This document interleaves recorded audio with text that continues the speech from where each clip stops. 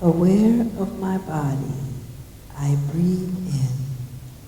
Relaxing my body, I breathe out. Aware of body, relaxing body. ตระหนักรู้ถึงร่างกายของเรา เราหายใจเข้าผ่อนคลายร่างกายของเรา เราหายใจออกตระหนักรู้ร่างกายผ่อนคลายร่างกาย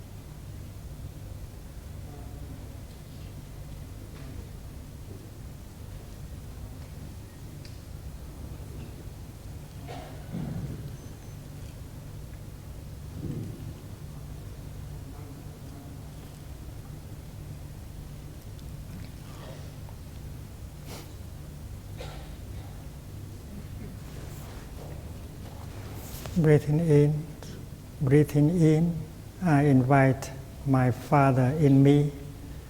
to breathe in with me. Breathing out, I invite my Father in me to breathe out with me. Father and Son breathing in together. Father and daughter breathing out together. หายใจเข้าฉันขอเชิญคุณพ่อในตัวฉันหายใจเข้ากับฉันหายใจออกฉันขอเชิญคุณพ่อในตัวฉันหายใจออกกับฉันคุณพ่อและลูกสาวหายใจร่วมกันคุณพ่อและลูกชายหายใจร่วมกัน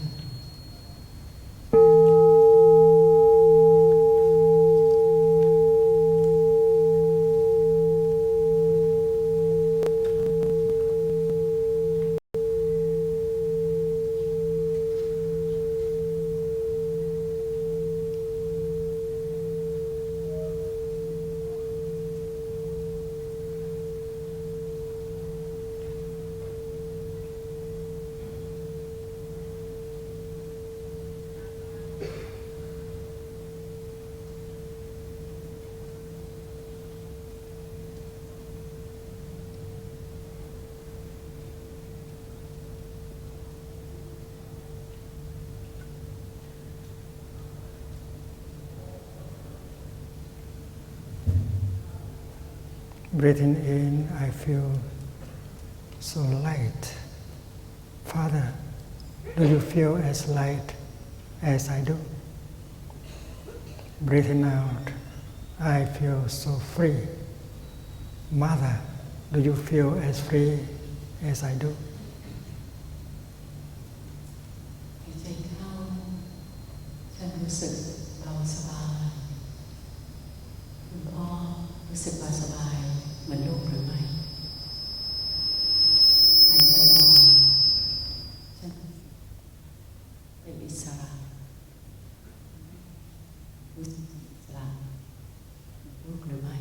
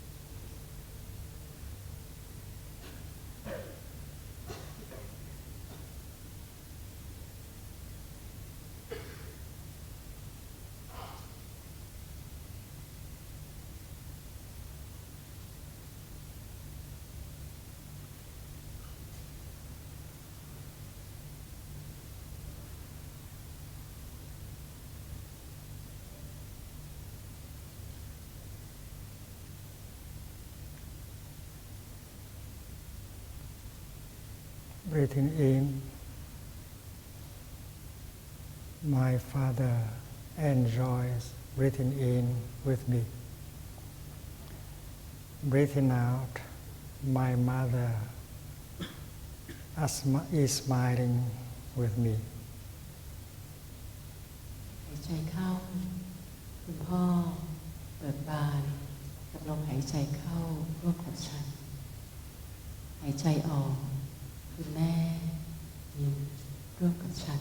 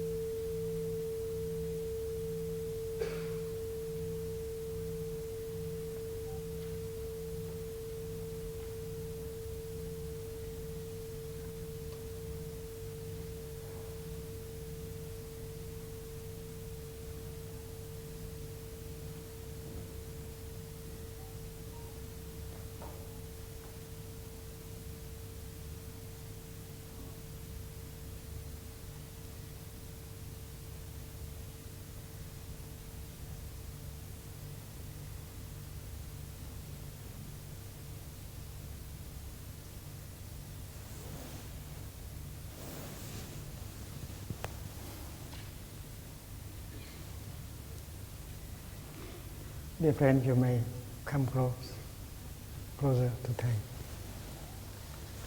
พวกเราสามารถเลื่อนขึ้นไปได้ใกล้ๆกับหลวงปู่ได้นะคะ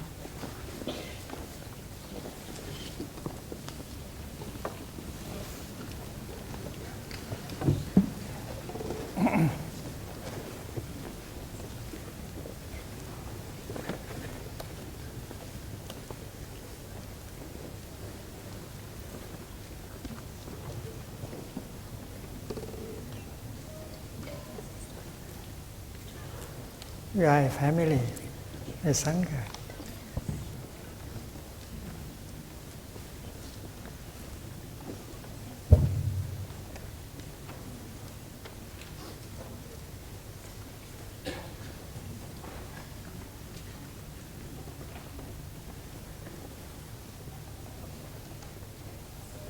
Can someone bring that writing board close to Thầy?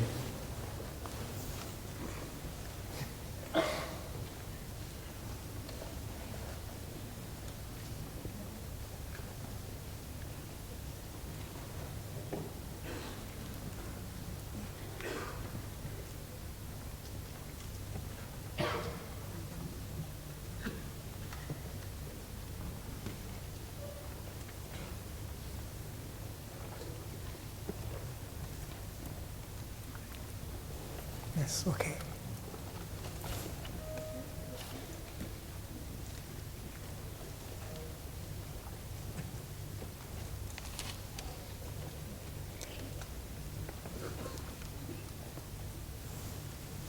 Bằng âm thanh phần micro cho dịch micro với dây.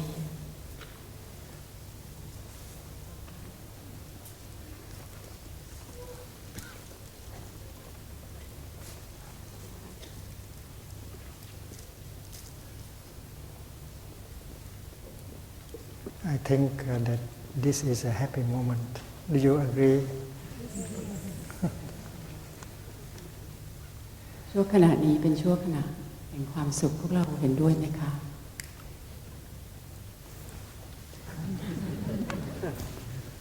ซินเหมือมิโครใหญ่ก็หยัด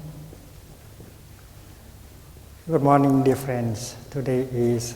April the 8th in the year 2013. We are on our last day of the retreat. Happy Teachers will change the world.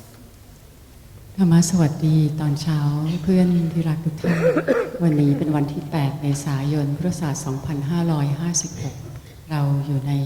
วันที่ 5 ของงานภาวนา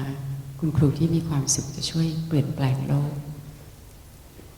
The kind of Buddhism that we have been offering to the West now is called applied Buddhism. พุ พุทธศาสนาที่เราได้นำใช้ในทางภาคตะวันตกที่เรามักจะเรียกอยู่เสมอว่าพุทธศาสนาประยุกต์ The Dharma is deep and wonderful, but we should be able to apply the Dharma into our daily life. พระพุทธศาสนานั้นมีความลึกซึ้งมีความประเสริฐแต่เราควรจะสามารถนำพุทธศาสนานั้นไปใช้ประยุกต์ได้ในชีวิตประจำวัน There are many universities who offer Buddhist studies. We can get the diploma, the degree of PhD on Buddhist studies. เรามีวิทยาลัยพุทธศาสนามากมายที่สามารถที่จะเข้าไปเรียนและหยิบยื่นปริญญาเอกทางพุทธศาสนาให้เราได้ But that is not applied Buddhism. แต่การศึกษาเหล่านั้นไม่ใช่พุทธศาสนาประยุกต์ Because even if you get a PhD on Buddhism, you don't know how to handle the suffering in you. เพราะว่าถึงแม้เราจะมีปริญญาทางพุทธศาสนาแต่เราก็ไม่รู้วิธีที่จะรับมือกับความทุกข์ของเรา And you do not know how to create joy and happiness for you and for the ones around you. และเธอไม่รู้วิธีที่จะสร้างความเบิกบานให้กับตัวเธอเองและคนที่อยู่รอบข้างเธอ So we have been using the term applied Buddhism for many years already. เราได้ใช้คำว่าพุทธศาสนาประยุกต์มาหลายปีแล้ว In Germany, we have the European Institute of Applied Buddhism. ในประเทศเยอรมันเรามีสถาบันที่ชื่อว่าสถาบันพุทธศาสนาประยุกต์แห่งยุโรป And in Hong Kong, we have the Asian Institute of Applied Buddhism. ในประเทศฮ่องกงเราก็มีสถาบันพุทธศาสนาประยุกต์แห่งเอเชีย The Asian Institute of Applied Buddhism have been organizing the practice,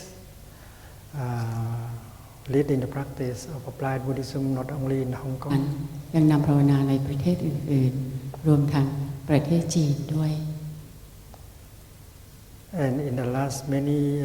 5 years, we have been trying to offer that teaching and practice into the non-Buddhist circles. ในช่วง 5 ปีที่ผ่านมาเราได้พยายามที่จะหยิบยื่นคำสอนทางพุทธศาสนา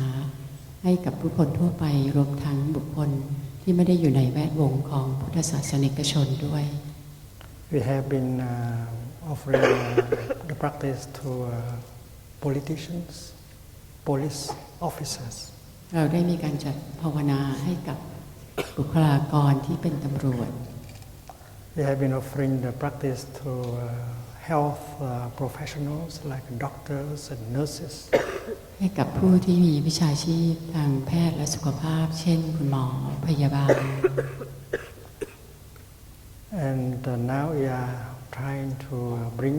the practice of applied Buddhism into a little bit everywhere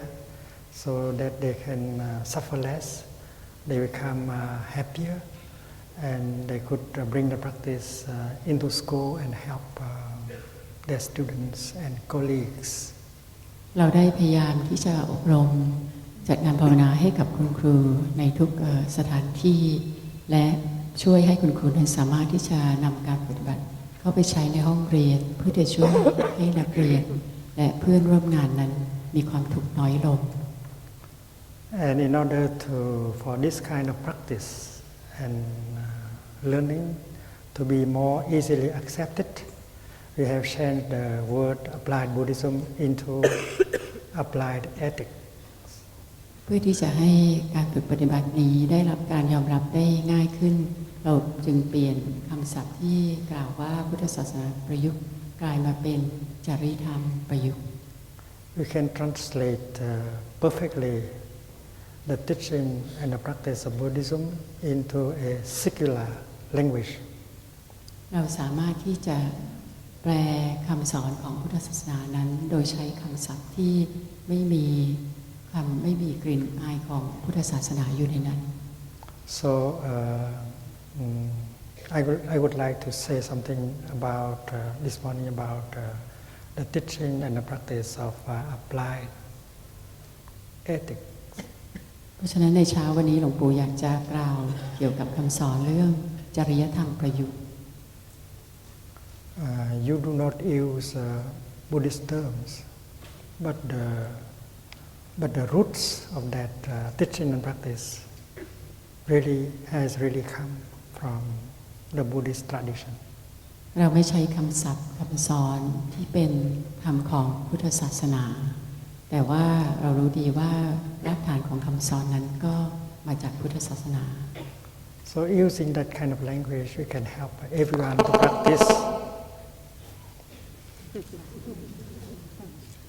เวลาที่เราใช้ภาษาเช่นนี้เราสามารถที่จะช่วยให้ทุกๆคนเข้ามาร่วมฝึกปฏิบัติกับเราได้ง่ายขึ้น And people are comfortable with the teaching and practice, where even they do not belong to the Buddhist tradition. They are Christians, Jews, Muslims, even communists. เวลาที่เราไม่ใช้คำศัพท์ทางพุทธมากเกินไปบุคคลทั่วไปก็จะมีความรู้สึกสบายใจผ่อนคลายที่จะเข้ามาร่วมรับฟังและนำไปใช้ไม่ว่าบุคคลเหล่านั้นจะเป็นชาวคริสเตียนคาทอลิกชาวยิวชาวมุสลิมถึงแม้เขาจะเป็นชาวคอมมิวนิสต์ด้วยก็ตาม And we have to look for secular words in order to translate the Dharma into the kind of language that can be accepted by everyone. เราจะต้องหาคำที่มีความหมายเป็นกลางมีความหมายที่เหมาะสำหรับคนทั่วไปเพื่อที่จะแปลพระธรรมเพื่อที่จะนำพระธรรมไปสู่ทุกคนได้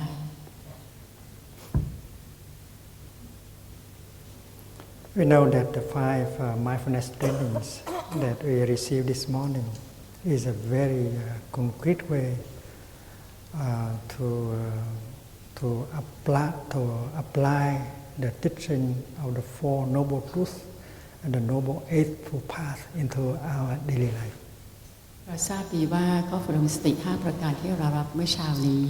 ก็คือคำสอนที่เป็นรูปธรรมมากที่เรานำคำสอนในเรื่องอริยสัจสี่และมรรคมีองค์8มาใช้อย่างเป็นรูปธรรมและประยุกต์ใช้ในชีวิตประจำวันของเรา We know that the first of the 4 noble truths is dukkha, ill being, suffering. เรารู้ดีว่าอริยสัจข้อที่1ของความเป็นจริงประการแรกในข้อที่1ก็คือความทุกข์หรือความไม่สบาย And we have to call ill being by their modern names. เราจะต้องเรียกความหมายของความไม่เป็นปกติความทุกข์นั้นด้วยชื่อแห่งแท้จริง First of all, that is the tension, the stress in our body. ประการแรกก็คือความเครียดความเคร่งตึงในร่างกายของเรา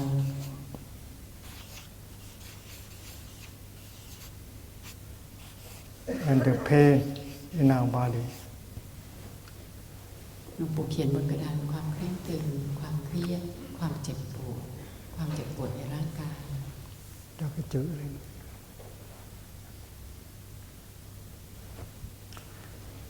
We have lived in such a way that has allowed the tension to be accumulated a lot in our body. เราได้ใช้ชีวิตในวิถีที่ทำให้ความเคร่งตึงนั้นถูกสะสมมากมายในร่างกายของเรา And most of us are stressful at times. แล้วพวกเราส่วนใหญ่แล้วก็จะมีความเครียดเป็นครั้งคราว And the tension in our body create pain. ความเคร่งตึงในร่างกายของเรานั้นก็จะก่อให้เกิดความเจ็บปวด And bring about all kind of diseases. และจะนำมาซึ่งโรคภัยไข้เจ็บมากมาย And that is why we have to be aware that there is ill being, there is a dukkha in our body in terms of tension, stress, and pain, and try to remove, release, and transform these things in our body. เพราะฉะนั้นเราจะต้องตระหนักรู้ว่าในร่างกายของเรานั้นมีความทุกข์มีความไม่สบายอยู่อาจจะเป็นในลักษณะที่เป็นความเคร่งตึงความเครียดความเจ็บปวดเราจะต้องฝึกปฏิบัติที่จะถอดถอนความเคร่งตึงความเจ็บปวดเหล่านี้และแปลเปลี่ยนความเจ็บปวดเหล่านั้น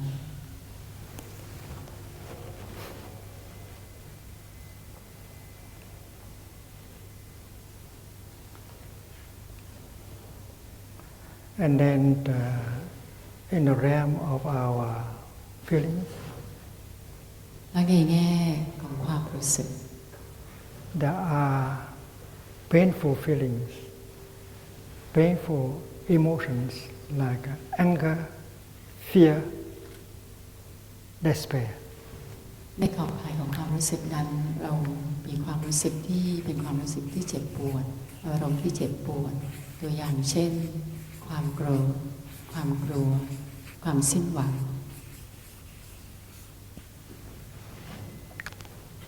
And the practice, first of all, is the capacity to recognize that there is tension, there is a stress, there is a pain, there is a anger, a fear, and despair in us. การฝึกปฏิบัติของเราก็คือให้เราตระหนักรู้ว่าเรามีความเคร่งตึงความเครียดความเจ็บปวดความโกรธความกลัวความสิ้นหวังอยู่ในตัวเรา And because we have so many of these things in us, we suffer deeply, and we create suffering in us, and we create suffering in the other person. เพราะว่าเรามีสิ่งเหล่านี้มากมายอยู่ในตัวเราเราจะมีความทุกข์อย่างลึกซึ้งและเราก็สร้างความทุกข์ให้กับตัวเองและสร้างความทุกข์ให้กับอีกฝ่ายหนึ่ง Not only the way we live make us suffer, but make the other person suffer also. Even that person is very close to us, like our mother, our father, our son, our daughter, our partner. และในวิถีชีวิตของเราที่เราดำเนินอยู่เป็นสิ่งที่ทำให้เราเกิดความทุกข์ในตัวเราเราไม่เพียงแต่ก่อเกิดความทุกข์ในตัวเราเท่านั้นเรายังก่อเกิดความทุกข์ให้กับคนที่เราอยู่ใกล้คนที่เรารักหมายถึงคุณพ่อคุณแม่ลูกชายลูกสาวคู่ครองของเรา And when we look at each other, we have the impression that my suffering has been caused by him or her, and you blame the other person. และเมื่อเรามองหน้ากันเราก็คิดว่าความทุกข์ที่เรามีอยู่ข้างในนี้เป็นเหตุมาจากอีกฝ่ายหนึ่งและเธอก็เริ่มที่จะตำหนิตัดสินและเราก็มีความทุกข์ And that is why communication between the two people become very difficult. I cannot talk to him, he cannot talk to me anymore. และนี่ก็คือเหตุผลที่ทำให้การสื่อสารระหว่างสองฝ่ายนั้นเป็นสิ่งที่ยากลำบากฉันไม่สามารถที่จะพูดกับเขาได้อีกต่อไปเขาก็ไม่สามารถที่จะพูดกับฉันได้อีก The new name of Irving is a difficult relationship. อีกคำหนึ่งของความหมายคำว่าทุกข์หรือความไม่สบายนั้นก็คือความสัมพันธ์ที่ยากลำบาก Difficult communication. การสื่อสารที่ยากลำบาก And the practice is how to restore communication and to reconcile with the other person. การฝึกปฏิบัติของเราก็คือเราจะหาวิธีที่จะฟื้นคืนการสื่อสารนั้นกลับคืนมาใหม่ได้อย่างไรเราจะปรองดองกันอีกได้อย่างไร And the teaching and the practice that help us to remove tension, stress, and pain the teaching that can help us transform anger, fear, and despair, the teaching that can help us overcome difficult relationship, restore communication, and reconcile. And that teaching and practice is called applied ethics. และการปฏิบัติและคำสอนที่จะช่วยถอดถอนความเคร่งตึงความเครียดความเจ็บปวดในตัวเราช่วยแปลเปลี่ยนความโกรธความกลัวความสิ้นหวังในตัวเราช่วยให้เราข้ามพ้นความยากลำบากในความสัมพันธ์ในการสื่อสาร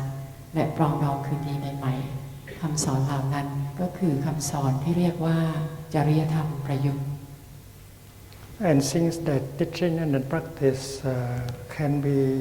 used by anyone in our society, we call it global ethic. และเนื่องด้วยคำสอนและคำปฏิบัติเหล่านั้นสามารถที่จะใช้ได้กับคนทุกคนในทุกแวดวงในสังคมเราจึงเรียกคำสอนนั้นว่าจริยธรรมโลก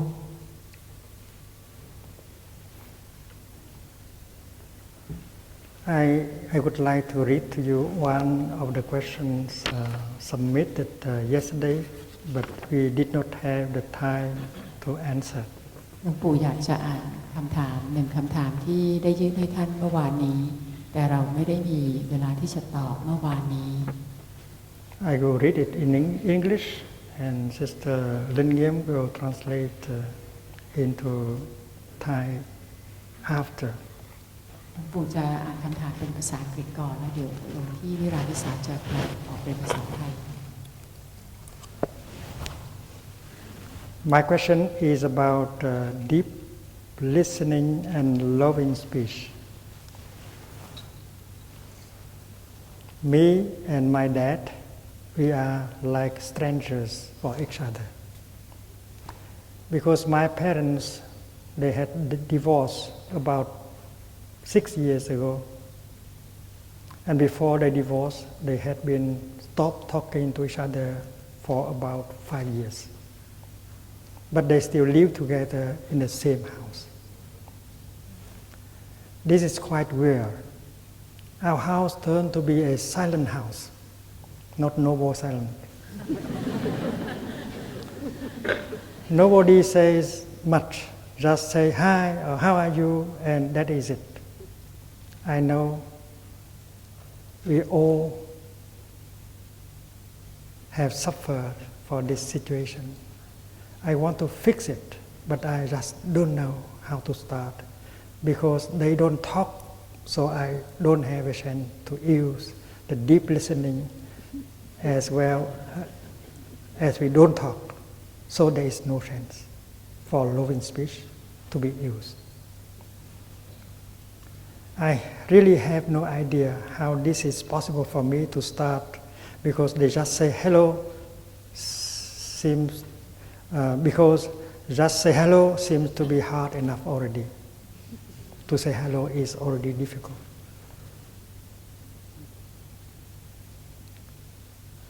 Because we have nothing to talk to each other. We only have suffering. That's my commentary. It has been too long, and we kind of get used to it, to stay with our own world. It's not so easy to say, Daddy, I'm here for you. Very difficult. It's difficult to say, Mommy, I'm here for you. It's more than 10 years that we don't talk like normal family. Please enlighten me on how should I do to bring us out of this sadness, this deep sadness that is so strong inside of all of us.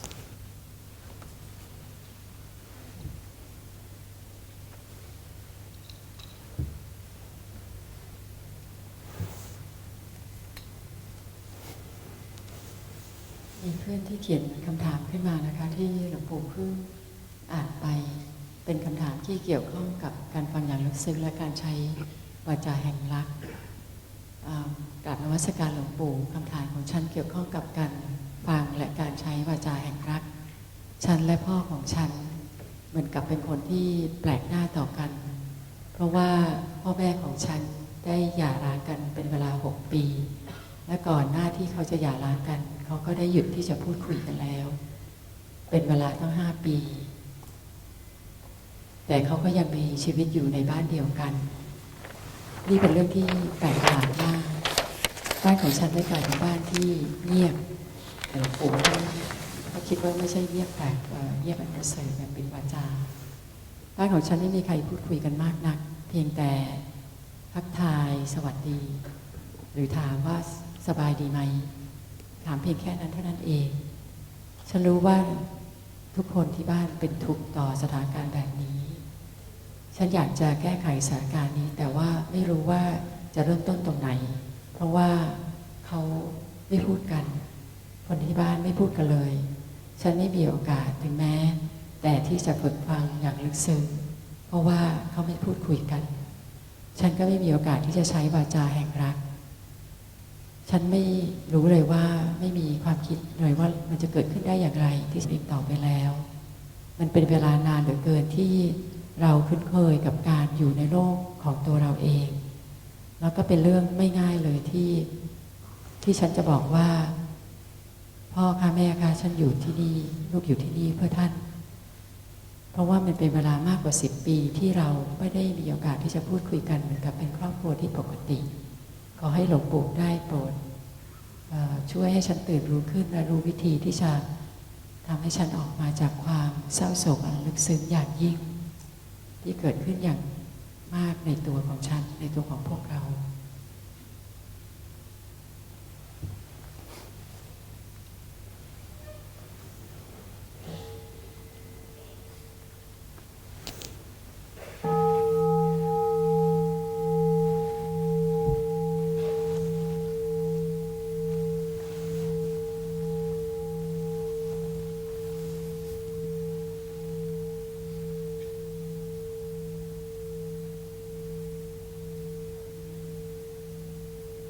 According to the teaching,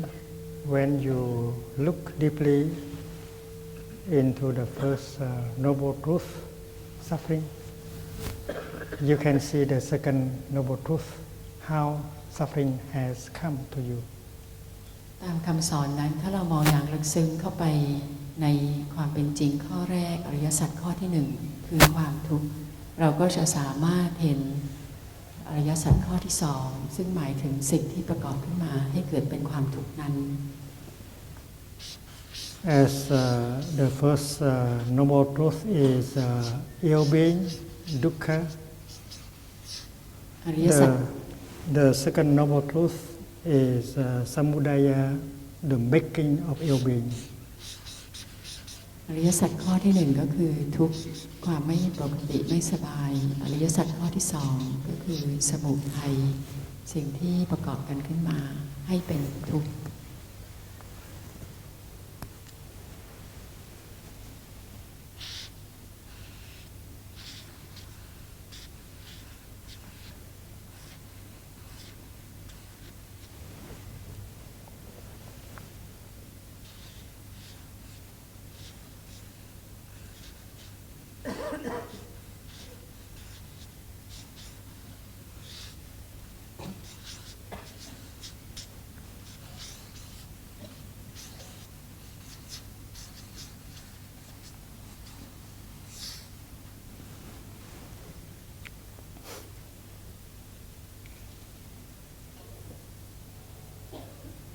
So there is a deep connection between the first two noble truths. เพราะฉะนั้นมันมีการเชื่อมโยงกันอย่างลึกซึ้งมากระหว่างอริยสัจทั้ง2ข้อนี้ If you want to see the second noble truth, you need the first noble truth. You have to look deeply into the nature of suffering. ถ้าเธออยากจะเข้าถึงอริยสัจข้อที่2เธอจะต้องมองอย่างลึกซึ้งเข้าไปในอริยสัจข้อที่1ก็คือธรรมชาติของความทุกข์อันลึกซึ้งนั้น But in our society, people don't like to get in touch with suffering, to have a deep look into the suffering. They don't think it pleasant, that they always try to run away from their suffering. แต่ในชีวิตในสังคมของเราทั่วไปเราไม่ชอบเลยที่จะกลับมามองความทุกข์ของเราสัมผัสกับความทุกข์ของเราอย่างลึกซึ้งเรามีแนวโน้มที่จะวิ่งหนีออกจากความทุกข์ของเราอยู่เสมอ It's like one person who is sick and pretend that he is not sick. เหมือนกับคนที่เจ็บป่วยแต่เขาแกล้งเป็นว่าเขาไม่ป่วย So he has no chance to heal. คนนั้นไม่มีโอกาสที่จะได้รับการเยียวยา So according to the suffering in you, and you need to do something in order to transform that suffering. ตามแนวความคิดอันนี้เธอจะต้องมีความตั้งใจที่จะตระหนักรู้ว่ามีความทุกข์อยู่ในเธอและเธอมีความตั้งใจที่จะทำอะไรสักอย่างหนึ่งกับความทุกข์ตรงนี้ And the first thing you do is to go back to you and look deeply at the suffering inside to find out where it has come from. และสิ่งแรกที่เธอจะต้องทำก็คือกลับเข้าไปมองในตัวเธออย่างลึกซึ้งในความทุกข์นั้นและพยายามค้นหาว่าความทุกข์นั้นมีรากมาจากที่ไหน And according to Lord Buddha, the first cause of the suffering is wrong view. และตามที่พระพุทธองค์ได้ทรงกล่าวสาเหตุแรกของความทุกข์ของเราก็คือ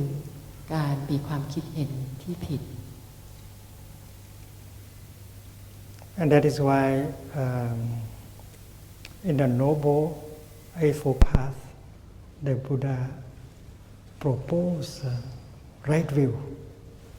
นี่คือเหตุผลที่ในมรรคมีองค์แปดพระพุทธองค์ทรงเสนอให้เรารู้ในข้อแรกคือความคิดเห็นอันถูกต้อง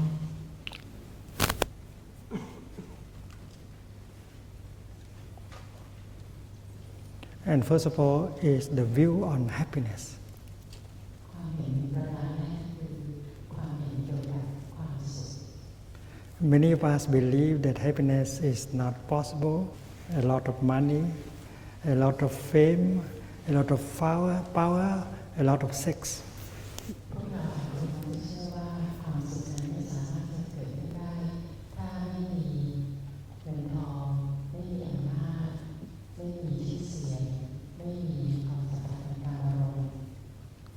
And the majority of us in society, we have wrong views. We believe that if you don't have money, if you don't have power, if you don't have fame, you don't have sex, and then you don't have happiness.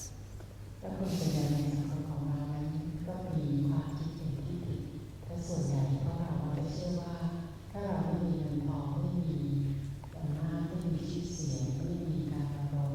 เราก็ไม่สามารถจะมีความสุขได้ Let us look around. Let us look at the people who have a lot of fame,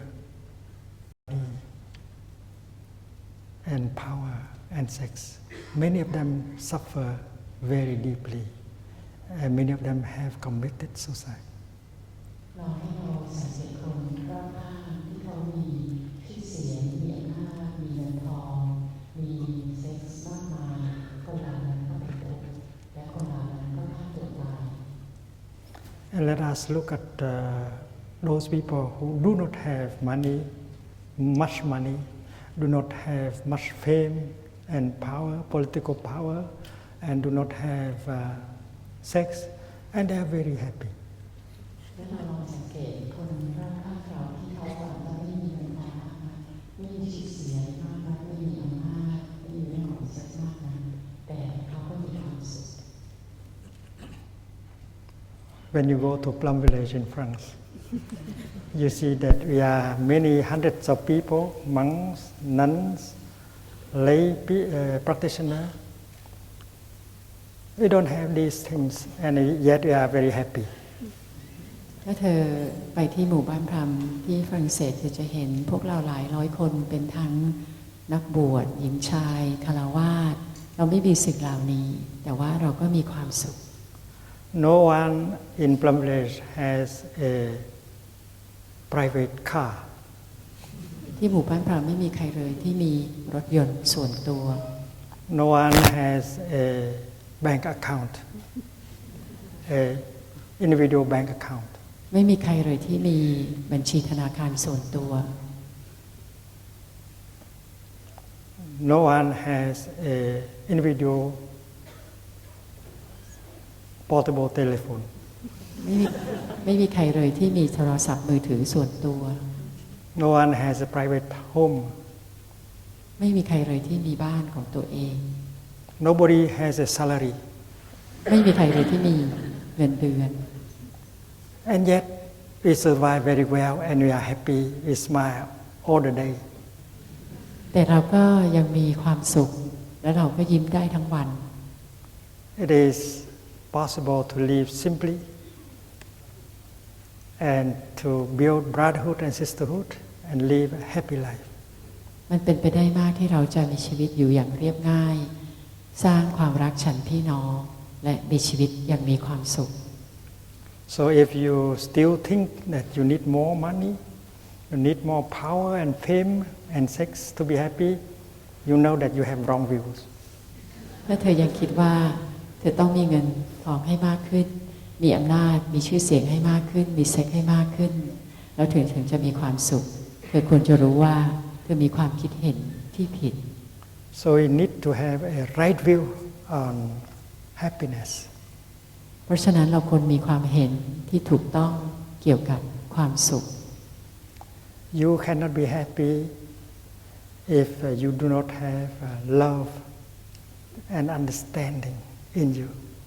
เธอไม่สามารถที่จะมีความสุขได้ ถ้าเธอไม่มีความรัก ไม่มีความเข้าใจในตัวเธอ And love and understanding are the two things you can cultivate by the practice of applied ethics. และความรักความเข้าใจนั้นเป็นสองสิ่งที่เธอสามารถที่จะฝึกปฏิบัติและบ่มเพาะได้ด้วยตามคำสอนจริยธรรมประยุกต์ When the other person say something very wrong, very mean to you, very cruel to you, and if you have understanding, you see that that person is full of suffering, and that is why he has said such a thing. And if you have that understanding, you do not get angry at all when that person tell you in that way.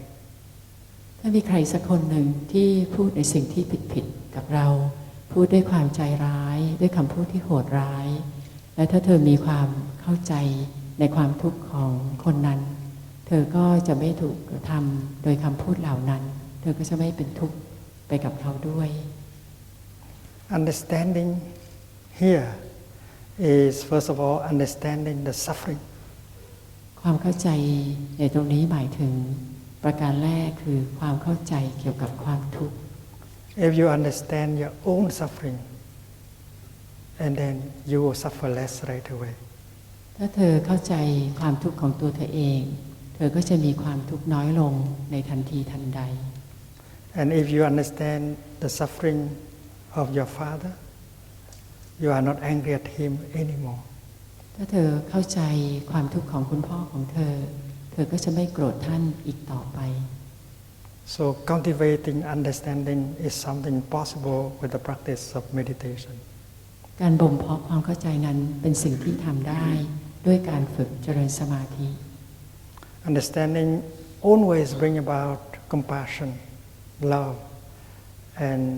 someone who has no love in him or in her can never be a happy person. ความเข้าใจนั้นจะนำมาซึ่งความเมตตากรุณาความรัก คนที่ไม่มีความรักอยู่ในตัวเองนั้นเขาไม่สามารถที่จะเป็นคนที่มีความสุขได้ Someone that does not have love is completely cut off from the world. She cannot relate to any living beings.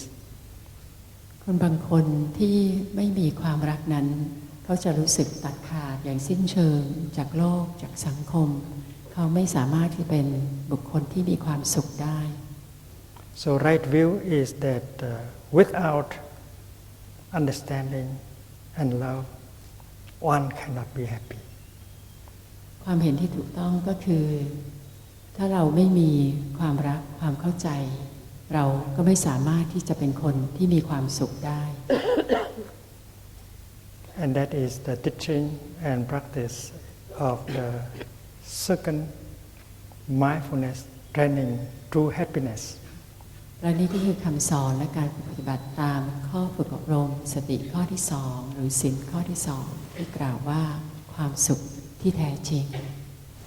Happiness is made of understanding and love. ความสุขนั้นประกอบขึ้นได้ด้วยความเข้าใจ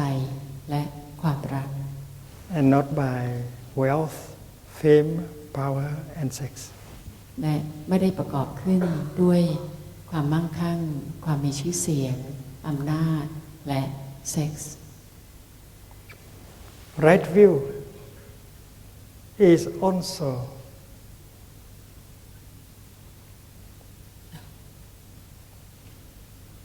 the absence of discrimination. ความเห็นที่ถูกต้องนั้นก็คือการประกอบด้วยความคิดที่ประกอบด้วยความคิดที่ปราศจากการแบ่งแยก Right view is that you do not have a separate self. ความเห็นที่ถูกต้องนั้นหมายถึงตัวเราเองไม่มีตัวตนที่แยกออกมาโดดเดี่ยว This is anatta, the deepest teaching of the Buddha. และนี่ก็คืออนัตตาอันเป็นคำสอนที่ลึกซึ้งที่สุดของพระพุทธเจ้า When you look at yourself deeply,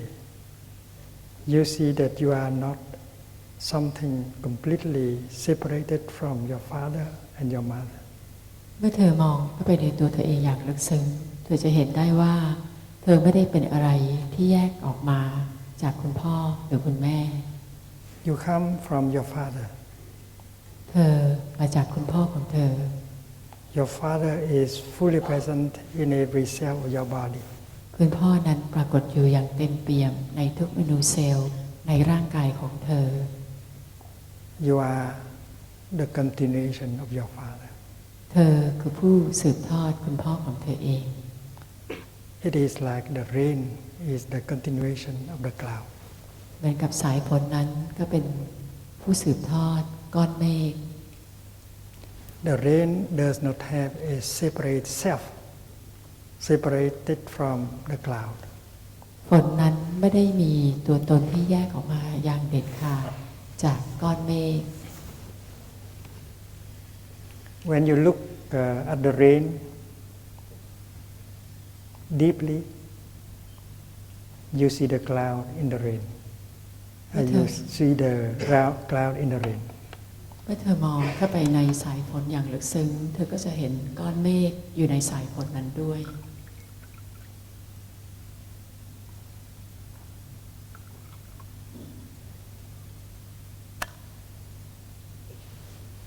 When you drink your tea mindfully, you can see that your tea is a continuation of the cloud. เมื่อเธอดื่มชาอย่างมีสติเธอสามารถที่จะเห็นก้อนเมฆนั้นเป็นสิ่งน้ำชานั้นเป็นสิ่งที่สืบเนื่องมาจากก้อนเมฆ So if there is no cloud, there is no rain. If there is no rain, there is no tea. ถ้าไม่มีก้อนเมฆเราก็ไม่มีสายฝนถ้าไม่มีสายฝนเราก็ไม่มีน้ำชา So meditation is a kind of looking deeply, so you can see the relationship, the connection between cloud and tea, father and daughter, father and son. เพราะฉะนั้นการทำสมาธิก็คือการมองอย่างลึกซึ้งและจะทำให้เราเห็นความเชื่อมโยงสัมพันธ์อันอย่างลึกซึ้งระหว่างก้อนเมฆกับน้ำชาคุณพ่อกับลูกชายคุณพ่อกับลูกสาว When I drink my tea, I'm aware that I am drinking my cloud. เมื่อหลวงปู่ดื่มน้ำชาท่านตระหนักรู้ว่าท่านกำลังดื่มก้อนเมฆ So if a father and son have that kind of right view, they will not make each other suffer anymore because they know that you are in me and I am in you. ถ้าเกิดว่าคุณพ่อและลูกชายนั้นมีความเห็นที่ถูกต้องเช่นนี้เขาก็จะไม่ทำให้ก่อความทุกข์ต่อกันและกันอีกต่อไปเพราะเขารู้ว่าเธอก็อยู่ในฉันและฉันก็อยู่ในเธอ There is no discrimination anymore between father and son. มันไม่มีการแบ่งแยกอีกต่อไประหว่างคุณพ่อกับลูกชาย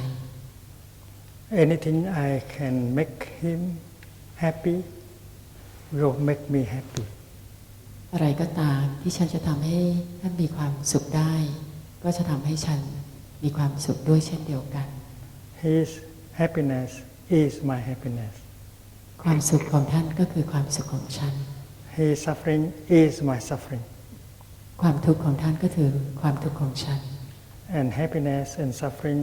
are no longer an individual matter. ความสุขและความทุกข์นั้นไม่ใช่เรื่องของปัจเจกบุคคลอีกต่อไป That is why when we look at the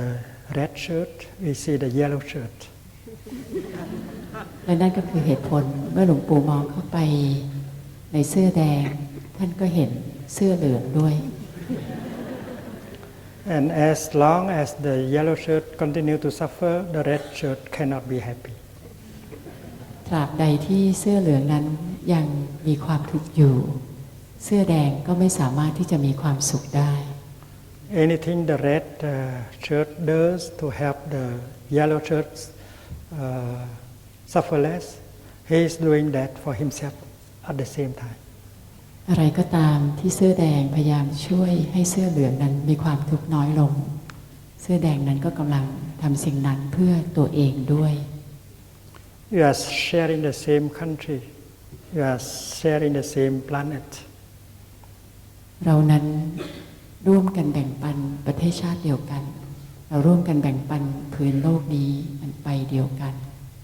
We have to see the deep connection between ourselves and stop making each other suffer. เราจะต้องมองให้เห็นถึงความสัมพันธ์อันลุ่มลึกเช่นนี้และหยุดการกระทำที่จะทำให้เป็นทุกข์ต่อกันและกันอีก And that kind of insight, that kind of right view, remove anger, separation, discrimination, and bring us back together. และด้วยความเห็นที่ถูกต้องเช่นนี้ด้วยปัญญารู้แจ้งเช่นนี้เราจะถอดถอนความโกรธความเกลียดและความแบ่งแยกกันเราจะเข้ามาหาและรวมกันเป็นหนึ่งเดียวได้ So not only father and son need right view in order to come back together, our nation needs right view in order to be really able to reconcile and make the people happy. เพราะฉะนั้นไม่เพียงแต่คุณพ่อกับลูกชายเท่านั้นที่ต้องการความเห็นถูกต้องเพื่อที่จะกลับมาปรองดองคืนดีกัน ประเทศชาติของเราก็ต้องการความเห็นที่ถูกต้องเพื่อจะให้เกิดการปรองดองคืนดีและทำทุกสิ่งทุกอย่างให้ก่อเกิดความสุขขึ้น No self, anatta, is a very wonderful teaching of the Buddha. ความไม่มีตัวตนหรืออนัตตาเป็นคำสอนอันประเสริฐยิ่งของพระพุทธเจ้า Look at this sheet of paper. It has the right side and the left side. ลองมองกระดาษแผ่นใบนี้มีทั้งด้านซ้ายและด้านขวา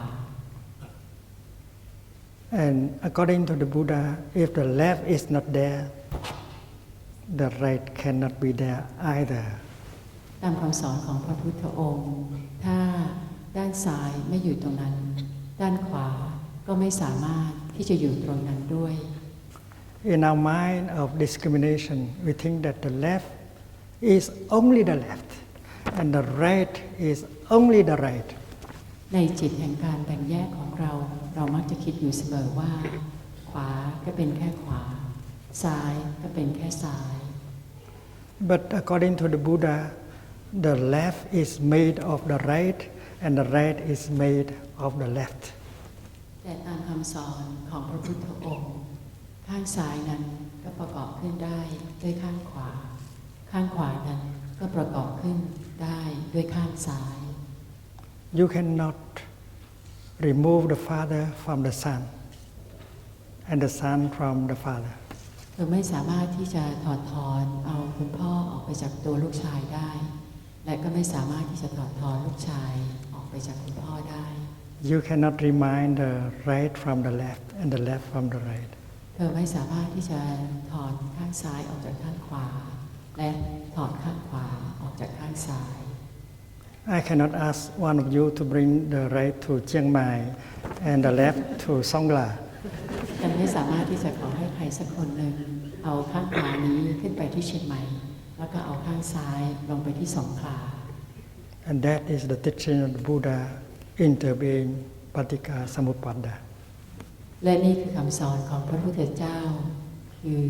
ความเป็นดั่งกันและกันปฏิจจสมุปบาท The teaching is very deep and yet the Buddha used very simple language. This is because that is. คำสอนนั้นลึกซึ้งมากแต่พระพุทธเจ้านั้นใช้คำที่เรียบง่ายมากสิ่งนี้เป็นเพราะสิ่งนั้นเป็น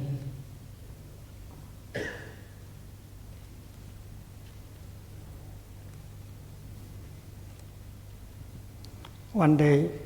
the Venerable Kaccayana asked Buddha, "Dear teacher, what do you mean by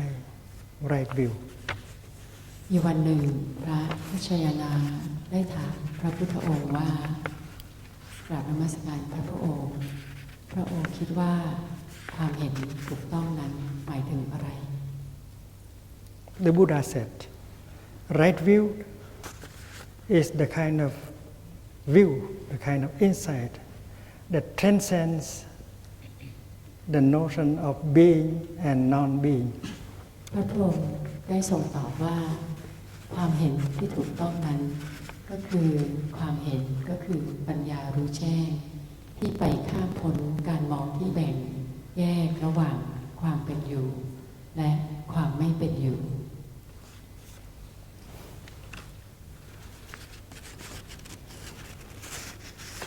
You are invited to do a little meditation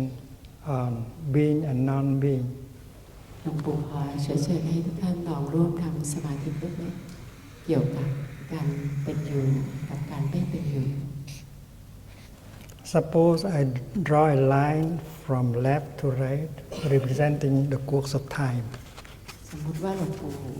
ว่าเส้นนั้นที่เป็นตัวแทนของเวลาจากด้านซ้ายไปด้านขวา And I pick up one point and call it B. และท่านเลือกจุดหนึ่งในเส้นนั้นจะเรียกว่า B B means birth. คำว่า B นี้ก็หมายถึงเกิด And we are all caught in wrong views. And the Buddha แต่พวกเรานั้นยึดติดอยู่ในความเห็นที่ผิดและพระพุทธเจ้ากำลังช่วยเราให้หลุดพ้นออกมาจากความเห็นที่ผิดนั้น In our mind, to be born means from nothing you become something. ในใจของเราคิดว่าการเกิดนั้นก็คือเราเกิดจากสิ่งที่ไม่มีอะไรเลยกลายมาเป็นอะไรสักอย่างหนึ่ง From no one, we suddenly become someone. จากการที่ไม่ได้เป็นใครเลยกลายเป็นใครสักคนหนึ่ง And that is our idea of birth. และนั่นก็คือความเห็นเกี่ยวกับเรื่องการเกิดของเรา And that idea, the Buddha said, wrong view. และความเห็นนั้นพระพุทธเจ้ากล่าวว่าเป็นความเห็นที่ผิด We imagine that before point B, we did not exist.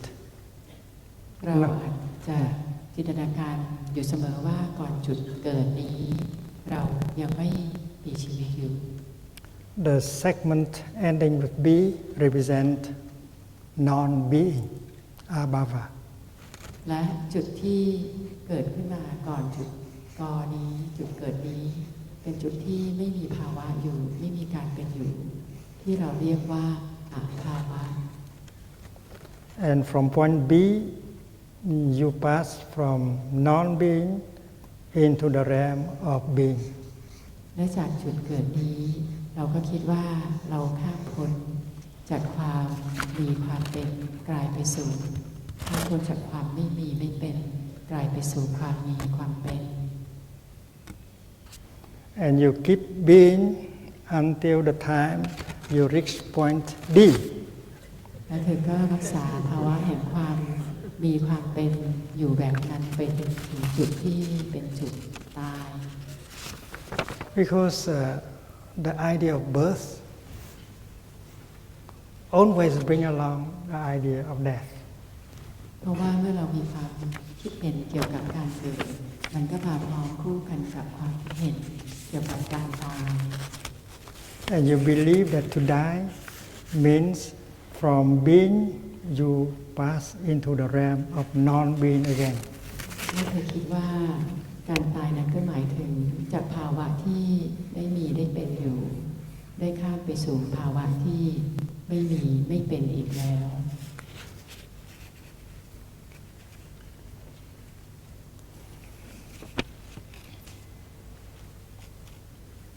So our notion of death is from something you suddenly become nothing. เพราะฉะนั้นความเห็นเกี่ยวกับเรื่องการตายของเราก็คือจากอะไรสักอย่างหนึ่งเรากลายเป็นสิ่งที่ไม่เหลือแล้ว From someone you suddenly become no one at all. จากการที่เป็นใครสักคนหนึ่งกลายเป็นสิ่งที่ไม่เหลืออะไรสักคน And these notions bring about a lot of fear and despair. และความเห็นเช่นนี้ทำให้เราเกิดความกลัวและความสิ้นหวังอย่างยิ่ง So right view is the kind of view that transcends the notion of being and non-being, also the notion of birth and death. ความเห็นที่ถูกต้องนั้นก็คือความเห็นที่สามารถที่จะทำให้เราข้ามพ้นความคิดที่แบ่งออกเป็นการมีการเป็นกับการไม่มีการไม่เป็นข้ามพ้นความคิดเรื่องการเกิดและการตาย And this is not too difficult to understand. สิ่งนี้ไม่ได้ยากเกินไปที่จะเข้าใจเลย Let us meditate a little bit on the cloud in the sky. ขอให้เราทำสมาธิเล็กน้อยเกี่ยวกับก้อนเมฆที่อยู่บนท้องฟ้า Do you think that the cloud has come from nothing? เธอคิดว่าก้อนเมฆนั้นมาจากสิ่งที่ไม่มีอะไรเลยหรือเปล่า Do you believe that the cloud has come from the realm of non-being?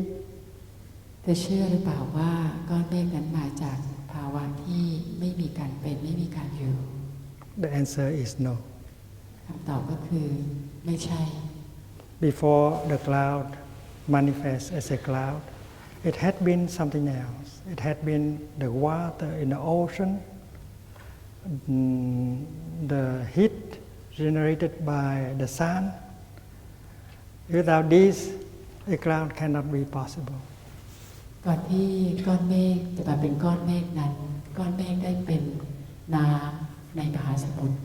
ได้เป็นไอที่ระเหยขึ้นไปถ้าไม่มีสิ่งเหล่านี้ก้อนเมฆก็ไม่สามารถที่จะมีอยู่ตรงนั้นได้ So the notion of birth is a wrong notion because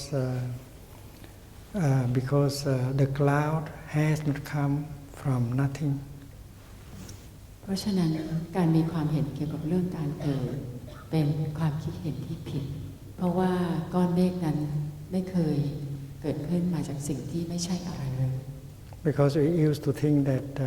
to be born means from nothing, you suddenly become something. เพราะเรามักจะเคยชินเสมอกับความคิดเห็นเรื่องการเกิดที่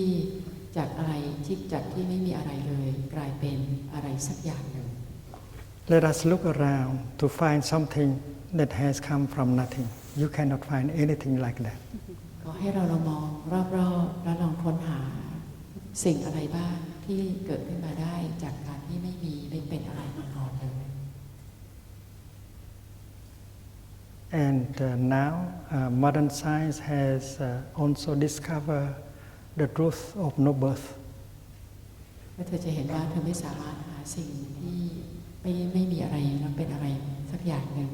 นักวิทยาศาสตร์จึงได้ค้นพบถึงความจริงที่ว่าไม่มีการเกิด When we think of matter and energy, we know that you cannot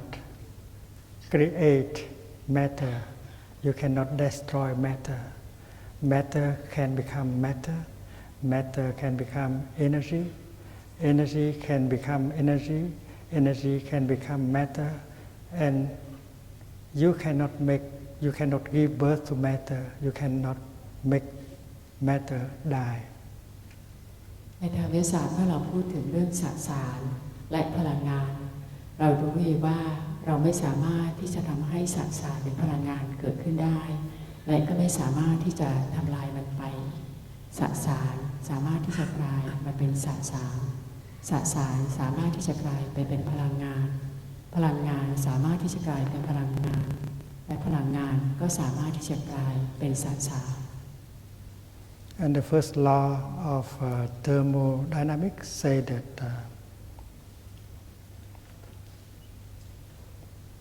nothing is born, nothing die. และกฎแห่งวิศวกลศาสตร์ได้กล่าวว่ากฎแรกก็คือไม่มีอะไรเกิดขึ้นและไม่มีอะไรที่ตายไป Everything is transforming itself. ทุกสิ่งทุกอย่างนั้นได้มีการแปลเปลี่ยนในตัวของมันเอง And now shall we ask whether a cloud can die? เราอาจจะถามว่าก้อนเมฆนั้นสามารถที่จะตายไปได้ไหม Is it possible for a cloud to become nothing at all? เป็นไปได้หรือเปล่าที่ว่าก้อนเมฆนั้นจะกลายเป็นสิ่งที่ไม่มีอะไรเลย The answer is also no. คำตอบก็คือไม่ได้ A cloud can become snow or rain or hail, but it can never become nothing. ก้อนเมฆนั้นสามารถที่จะกลายเป็นหิมะเป็นก้อนเห็บเป็นสายฝนแต่ก้อนเมฆนั้นไม่สามารถที่จะกลายเป็นสิ่งที่ไม่เป็นอะไรเลย And deeply, both science and Buddhism agree with each other that there's no real birth and no real death.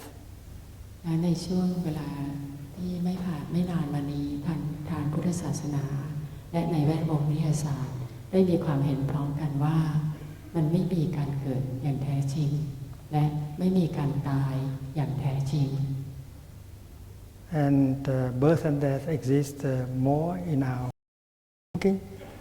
than in reality. ความคิดเกี่ยวกับเรื่องการเกิดและการตายในขณะเดียวกันเราก็สามารถที่จะถอดถอนความคิดเกี่ยวกับเรื่องการไม่เป็นอยู่และการเป็นอยู่ And that is why the Buddha has told Kaccayana that right view is a kind of view that transcends the notion of being and non-being, bhava and abhava. ดังนั้นพระพุทธองค์จึงได้ตอบพระคัจฉนะว่าความเห็นที่ถูกต้องนั้นก็คือความเห็นที่สามารถไปข้ามพ้นความคิดที่แบ่งแยกว่ามีการเป็นอยู่และมีการไม่เป็นอยู่มีภาวะและมีอภาวะ So right view is very deep, and if we practice the 5 mindfulness trainings, and then we get a deeper and deeper insight of reality. เพราะฉะนั้นการฝึกที่จะสัมผัสกับความเห็นที่ถูกต้องนั้นเป็นการปฏิบัติที่ลึกซึ้งมาก ถ้าเราฝึกตามข้อฝึกอบรมสติ5ประการเราจะสามารถสัมผัสความลึกซึ้งในความเห็นในปัญญารู้แจ้งเช่นนี้ And if we have the right view, and then the thoughts that we produce every day will be in the line, in the direction of right thinking. ถ้าเรามีความเห็นที่ถูกต้องอยู่เสมอความคิดที่เราผลิตทุกวันในชีวิตประจำวัน ก็จะไปอยู่ในทิศทางที่เป็นความคิดที่ถูกต้อง If you think that the Father is only the Father and the Son is only the Son, and the Son can be happy without the happiness of Father, you are not in right thinking. เมื่อเธอคิดว่าคุณพ่อเป็นคุณพ่อลูกชายก็เป็นลูกชายความสุขของลูกชายนั้นไม่จำเป็นต้องเกี่ยวข้องกับความสุขของคุณพ่อเธอก็ไม่ได้อยู่ในหนทางที่เป็นความคิดที่ถูกต้อง Because you are thinking in terms of self discrimination.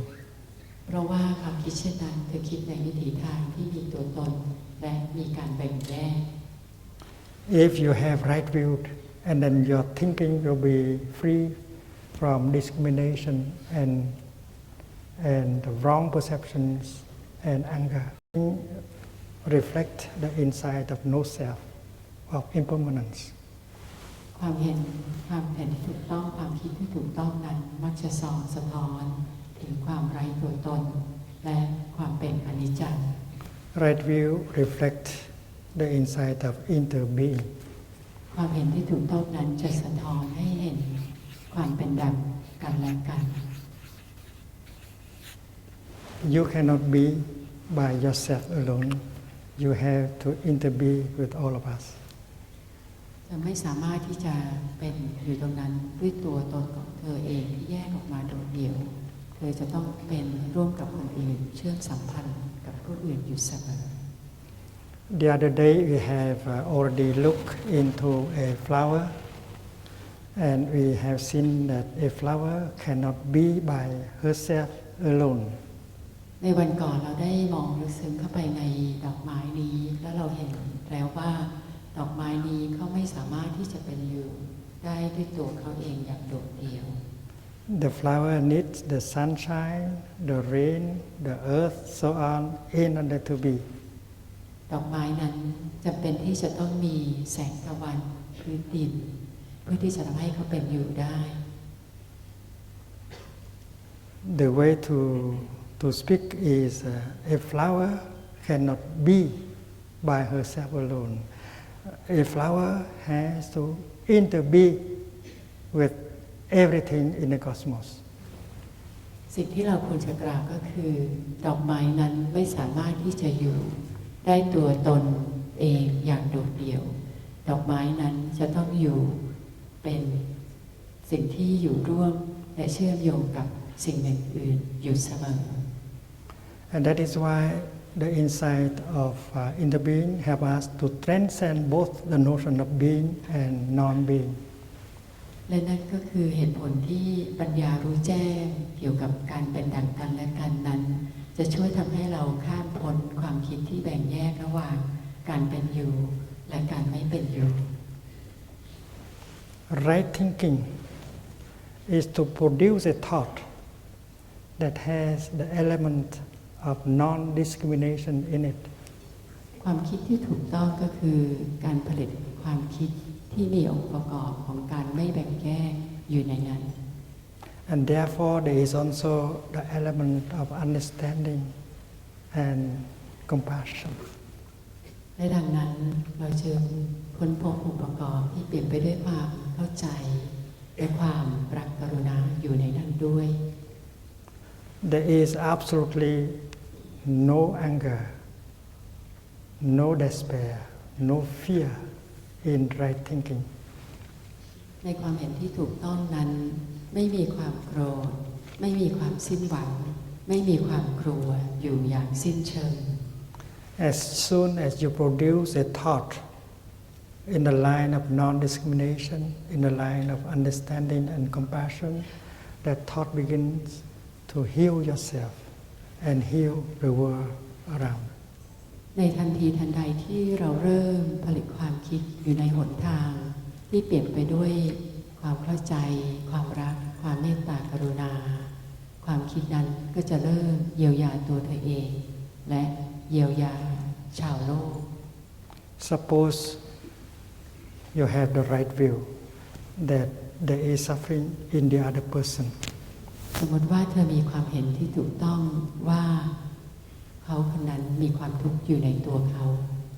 The other person does not know how to handle his suffering. เขาคนนั้นไม่รู้วิธีที่จะจัดการกับความทุกข์ของเขาเอง He does not need punishment, he needs some help. เขาไม่ต้องการการลงโทษแต่เขาต้องการรับความช่วยเหลือ I think I am going to help him. ฉันคิดว่าฉันจะพยายามช่วยเขา That is right thinking. และนั่นก็คือความคิดที่ถูกต้อง When you think like that, you don't suffer. You are not angry anymore. เวลาที่เธอคิดแบบนั้นเธอก็จะไม่เป็นทุกข์แล้วเธอก็จะไม่โกรธอีกต่อไป And as practitioners, we should be able to produce many thoughts like that during the day. ในฐานะที่เราเป็นนักปฏิบัติเราควรจะผลิตความคิดแบบนี้อยู่หลายๆครั้งในชีวิตประจำวันของเรา I suggest that you have a notebook, and every time you produce a thought of compassion, understanding,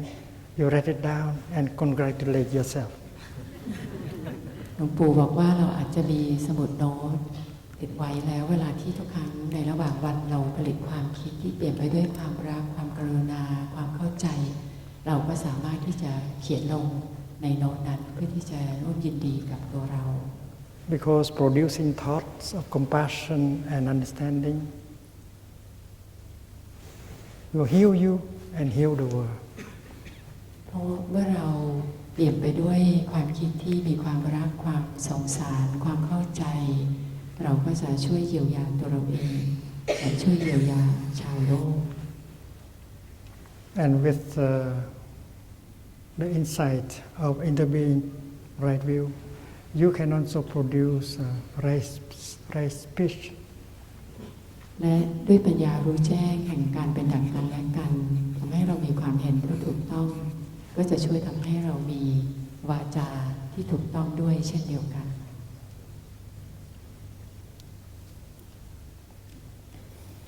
When you are able to tell him or her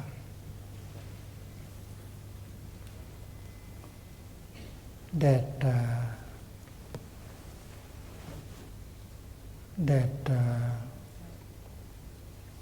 you need him or her to help you to understand him or her better, his happiness is closely linked with your happiness. You wish him peace and happiness while you are practicing right speech. เมื่อเราสามารถที่จะบอกอีกฝ่ายหนึ่งว่าเราจำเป็นอย่างยิ่งที่จะต้องขอให้เธอช่วยให้ฉันได้เกิดความเข้าใจในตัวเธอเพราะว่าความสุขที่มีอยู่ในตัวเธอนั้นเกี่ยวข้องอย่างยิ่งกับความสุขที่จะเกิดขึ้นในตัวฉันการพูดลักษณะแบบนี้ก็คือการใช้วาจาที่ถูกต้อง When you practice the second mantra, darling, I know you are there and I'm very happy you are using loving speech. เมื่อเธอใช้บทคาถาข้อที่สองที่กล่าวว่าที่รักฉันรู้ว่าเธออยู่ตรงนั้นและฉันมีความสุขมากนี่ก็คือการใช้วาจาที่ถูกต้อง On the second day of our retreat, we have learned the first mantra, darling, I'm here for you. ในวันที่สองของงานภาวนาเราได้มีโอกาสเรียนบทคาถาข้อแรกที่กล่าวว่าที่รักฉันอยู่ตรงนี้เพื่อเธอ And that is right speech. และนั่นก็คือการกล่าววาจาที่ถูกต้อง The second mantra, darling, I know you are there alive. I'm so happy is also right speech. ในครั้งต่อไปเราได้เรียนบทคาถาข้อที่สองที่รักฉันอยู่ตรงฉันรู้ว่าเธออยู่ตรงนั้นและฉันมีความสุขมากนี่ก็คือสัมมาวาจาเช่นเดียวกัน And when you see that the other person suffers, you should have time to come to him and to be with him or her, and you pronounce the third mantra. และเมื่อเธอเห็นอีกฝ่ายหนึ่งมีความทุกข์เธอควรจะเข้าไปหาเขาและเปล่งมนต์คาถาข้อที่3นี้ Darling, I know you suffer. That is why I am here for you. ที่รักฉันรู้ดีว่าเธอกำลังเป็นทุกข์และนี่คือเหตุผลที่ฉันอยู่ตรงนี้เพื่อเธอ You know, it's not too difficult to pronounce these mantras.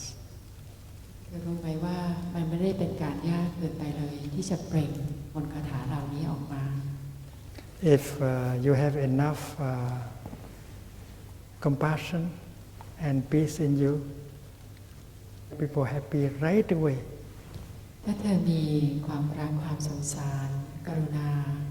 อยู่ในใจของเธอมีความสงบสุขเพียงพอในตัวเธอการเปล่ง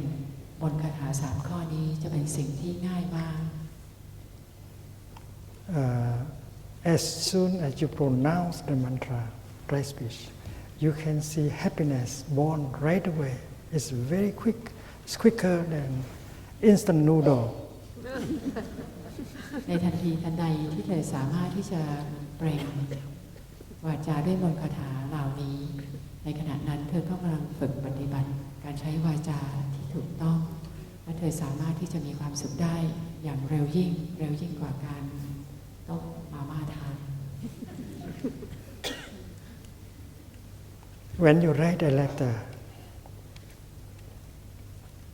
you can practice loving speech. เวลาที่เขียนจดหมายเราก็สามารถที่จะฝึกการใช้วาจาแห่งรัก You can write like this. Father, I know you have suffered too much in the last many years. แต่อาจจะเขียนเป็นลักษณะแบบนี้คุณพ่อลูกรู้ดีว่าคุณพ่อได้เป็นทุกข์มากมายเหลือเกินในช่วงหลายปีที่ผ่านมา I could not help you to suffer less because I had suffering in myself also. ลูกไม่สามารถที่จะช่วยให้คุณพ่อมีความทุกข์ได้น้อยลงเพราะว่าตัวลูกเองก็มีความทุกข์ในตัวเองอย่างมหาศาลเช่นเดียวกัน And because I had anger, irritation in me, that is why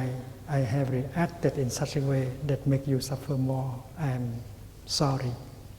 เป็นเพราะว่าลูกเองก็มีความโกรธความขับข้องใจ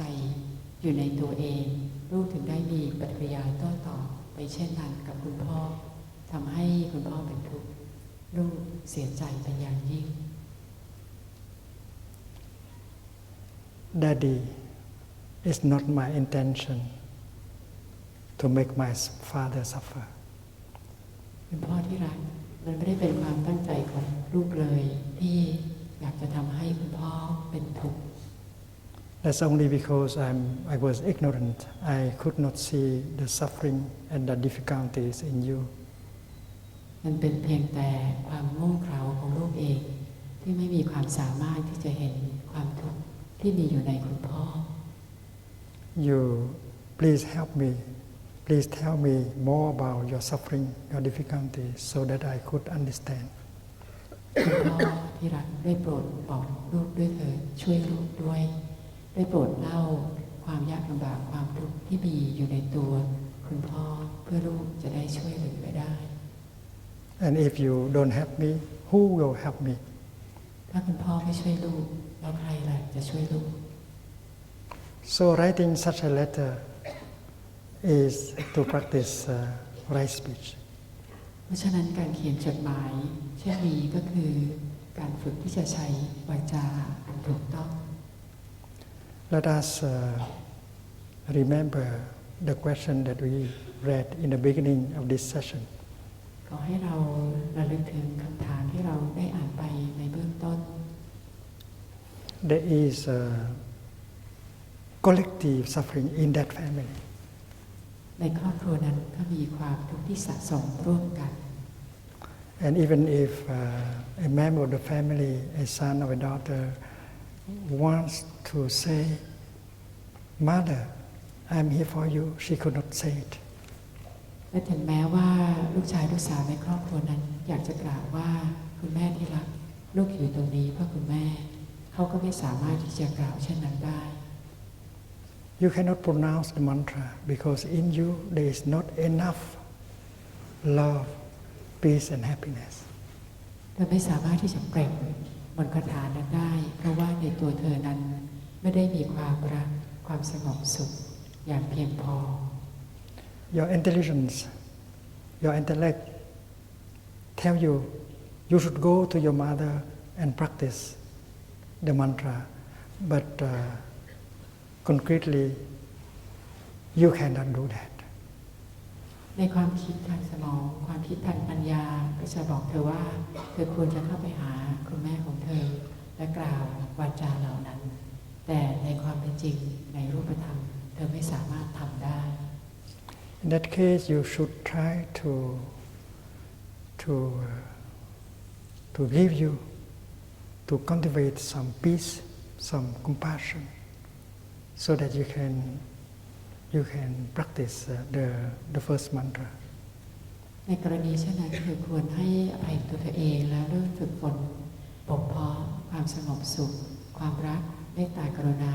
ในตัวของเธอให้มากขึ้นเพื่อเธอจะมีความสามารถในการเปล่งมนต์คาถาเหล่านั้น You might go to a practice center, you might spend time in a 5-day retreat and allow the seed of understanding, compassion in you to be water. แต่อาจจะเดินทางไปร่วมปฏิบัติในสถานปฏิบัติธรรมหรือมาเข้าร่วมงานภาวนา5 วันเพื่อที่จะปล่อยให้เมล็ดพันธุ์แห่งความเข้าใจความรักความสงสารในตัวเธอนั้นได้เบ่งบานขึ้น And I'm sure that when you go home, you will practice easily the first and the second mantra. และหลวงปู่เชื่อแน่ว่าเมื่อเธอกลับบ้านเธอสามารถที่จะฝึกเปล่งวาจาด้วยมนต์คาถาข้อที่1และข้อที่2ได้อย่างง่ายดาย Suppose you are eating with the family, and no one is saying anything because everyone find it too difficult to say something. สมมติว่าเธอกำลังนั่งรับประทานอาหารอยู่ร่วมกันในครอบครัวในการรับประทานอาหารก็มีใครพูดอะไรเลยเพราะว่าทุกคนมีความรู้สึกว่ายากมากที่จะพูดอะไรสักคำ They do not have space, love, joy in them. That is why they cannot say anything. แต่ละคนนั้นไม่มีพื้นที่ว่างในหัวใจไม่มีความรักไม่มีความสุขความเข้าใจนั้นเขาจึงไม่สามารถที่จะพูดอะไรออกมาได้ And you have spent 5 days in a retreat. You have watered the seed of understanding and of compassion in you. You are in a position to do differently. แต่พวกเธอได้มาเข้าร่วมงานภาวนานี้5 วันเธอได้รดน้ำบ่มเพาะเมล็ดพันธุ์แห่งความเข้าใจความรักความกรุณาในตัวเธอเธอก็อยู่ในฐานะที่เธอจะกล่าววาจาอะไรออกไปได้ You can point to the bowl of soup and you say, Mother, did you make that soup? It's so delicious. อาจจะชี้ไปที่แกงซุปที่คุณแม่ทำแล้วก็ถามคุณแม่ว่าคุณแม่ที่รักคุณแม่ทำซุปนี้ใช่ไหมมันอร่อยมาก Nobody in this town can make such a good soup like you. ไม่มีใครในยุคสมัยนี้เลยที่สามารถที่จะทำซุปได้อร่อยอย่างคุณแม่ And you can change the whole atmosphere right away because you have space, love and compassion in you. และเธอสามารถที่จะเปลี่ยนบรรยากาศตรงนั้นได้ทั้งหมดเพราะว่าเธอมีพื้นที่ว่างในใจมีความรักมีความเข้าใจในตัวเธอ So applied ethics means to cultivate more freshness, more beauty, more solidity, more peace, more love. เพราะฉะนั้นจริยธรรมประยุกต์ก็หมายถึงเราบ่มเพาะและนำใช้ความสดใสความนิ่งความสงบความสุขความเป็นอิสระที่อยู่ในตัวเรา There is a monk who lived in the upper hamlet of Plum Village. His father was very angry at him because he has become a monk. His father was a communist cadre. เรามีพระภิกษุรูปหนึ่งอาศัยอยู่ที่วัดบนที่หมู่บ้านพราหมณ์ฝรั่งเศสคุณพ่อของพระภิกษุท่านนั้นโกรธพระภิกษุท่านนั้นมากเพราะว่าเขาได้บวชและคุณพ่อของพระภิกษุท่านนั้นก็เป็นเจ้าหน้าที่ในพรรคคอมมิวนิสต์ During 3 years, every time he called home, his father refused to answer. เวลาพระองค์นั้นโทรศัพท์กลับไปที่บ้านในช่วง3 ปีแรกที่บวชคุณพ่อก็จะปฏิเสธที่จะรับโทรศัพท์อยู่เสมอ And none of his letters written to his father had been answered. และไม่ว่าพระองค์นั้นจะเขียนจดหมายถึงคุณพ่อไปกี่ฉบับคุณพ่อก็ไม่เคยตอบ One day, I advised him to write a letter, a love letter. มาวันหนึ่งหลวงปู่ก็ได้แนะนำพระรูปนั้นว่าให้เขียนจดหมายให้คุณพ่อเขียนจดหมายรัก And he wrote like this: Father, I live here in Plum Village with other brother monks, and they have told me that I have qualities like perseverance,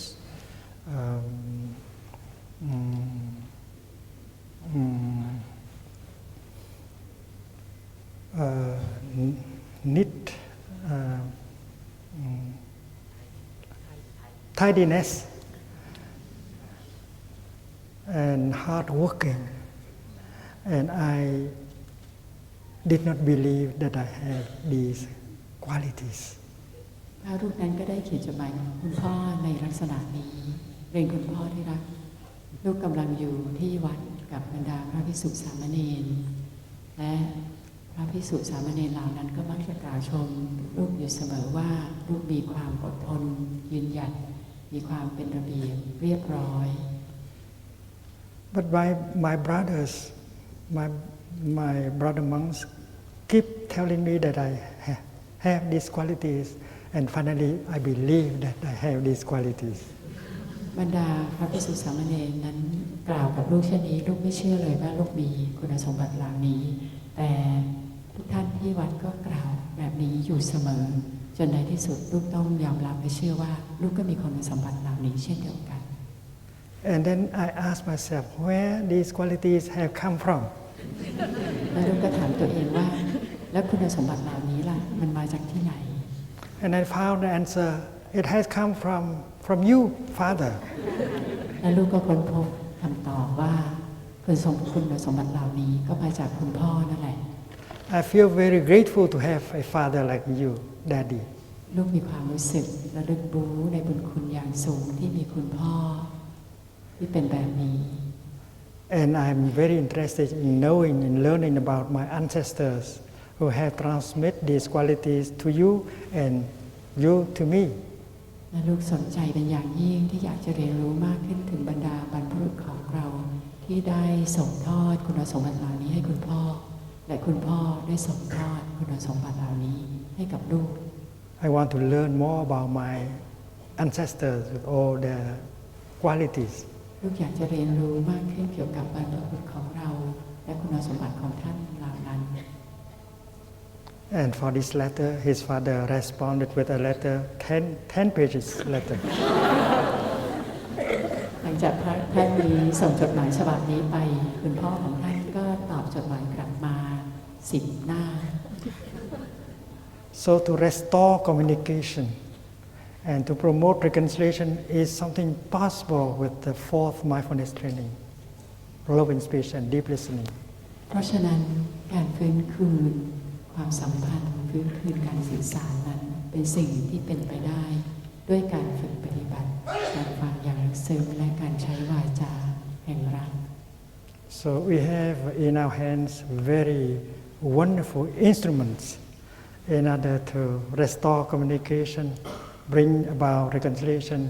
and bring happiness back to our relationship, to our family.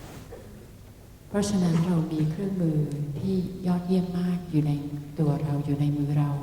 ที่จะนำมาซึ่งการฟื้นคืน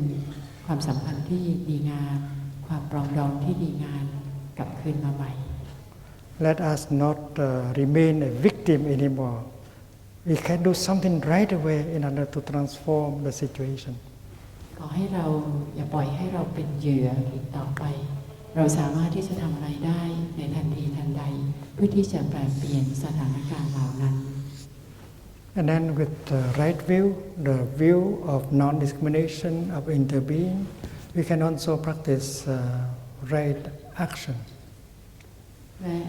ด้วยความเห็นที่ถูกต้องในปัญญารู้แจ้งแห่งการเป็นดังกันและกันเราสามารถที่จะฝึกปฏิบัติการกระทำที่ถูกต้อง With our body, we can perform the kind of act that can help, that can rescue, that can protect. ด้วยร่างกายของเราสามารถที่จะแสดงการกระทำที่จะช่วยให้เราได้ปกปักรักษาได้ช่วยเหลือได้ปกป้อง We can achieve non-violent social change. เราสามารถที่จะบรรลุได้ถึงการเปลี่ยนแปลงทางสังคมที่ไม่ใช้ความรุนแรง It is possible for us to change society by the kind of action that is free from discrimination, anger, and fear. มันเป็นเรื่องที่เป็นไปได้มากที่เราจะเปลี่ยนแปลงสังคมของเราได้ โดยการกระทำที่เป็นอิสระจากความโกรธความกลัว And you can become a hand of Buddha to continue helping living beings to suffer less. แล้วเราสามารถที่จะเป็นมือของพระพุทธองค์ที่สืบเนื่องช่วยให้ผู้คนทั้งหลายมีความทุกข์น้อยลง We know that the practice of mindfulness, right mindfulness, samasati, เรารู้ดีว่าการฝึกปฏิบัติให้มีการเจริญสติที่ถูกต้องสัมมาสติ help us handle suffering and bring about relief. จะช่วยให้เรารับมือกับความทุกข์และบรรเทาความทุกข์ให้เรา The practice of mindfulness can help us create moments of joy and happiness at any time we want. การฝึกเจริญสติจะช่วยให้เราก่อสร้างช่วงขณะแห่งความสุขความเบิกบานเมื่อไหร่ก็ตามที่เราอยากจะให้เกิดขึ้น And the energy of mindfulness always brings with it the energy of concentration. และพลังแห่งสตินั้นก็จะนำมาซึ่งพลังแห่งสมาธิอยู่เสมอ And when we are concentrated, we can discover many things. และเมื่อเรามีสมาธิเราสามารถที่จะค้นพบสิ่งต่างๆได้มากมาย When we are concentrated, we can enjoy more our life. เวลาที่เรามีสมาธิเราจะเบิกบานกับชีวิตของเราได้มากขึ้น Suppose we are eating our breakfast in mindfulness. ตัวอย่างเช่นเวลาที่เรากำลังรับประทานอาหารเช้าในภาวะแห่งสติ We do not think, we do not talk. เราไม่คิดเราไม่พูด We are mindful of the food that is offered us by the whole cosmos. เรามีสติกับอาหารที่เป็นของกำนันแห่งจักรวาล We are surrounded by brothers and sisters in the Dharma. เราแวดล้อมไปด้วยบรรดาพี่น้องทางธรรม We enjoy our breakfast focusing on the food and on the Sangha. เราเบิกบานกับอาหารเช้าโดยมุ่งใส่ใจใส่ไปกับอาหารและคนที่อยู่รอบข้าง And thanks to that mindfulness and concentration, every minute of eating breakfast can become a minute of joy and happiness. และเนื่องด้วยเรามีสติและมีสมาธิจึงทำให้ทุกชั่วนาทีของอาหารเช้าของเรานั้นเป็นช่วงขณะแห่งความเบิกบานและความสุข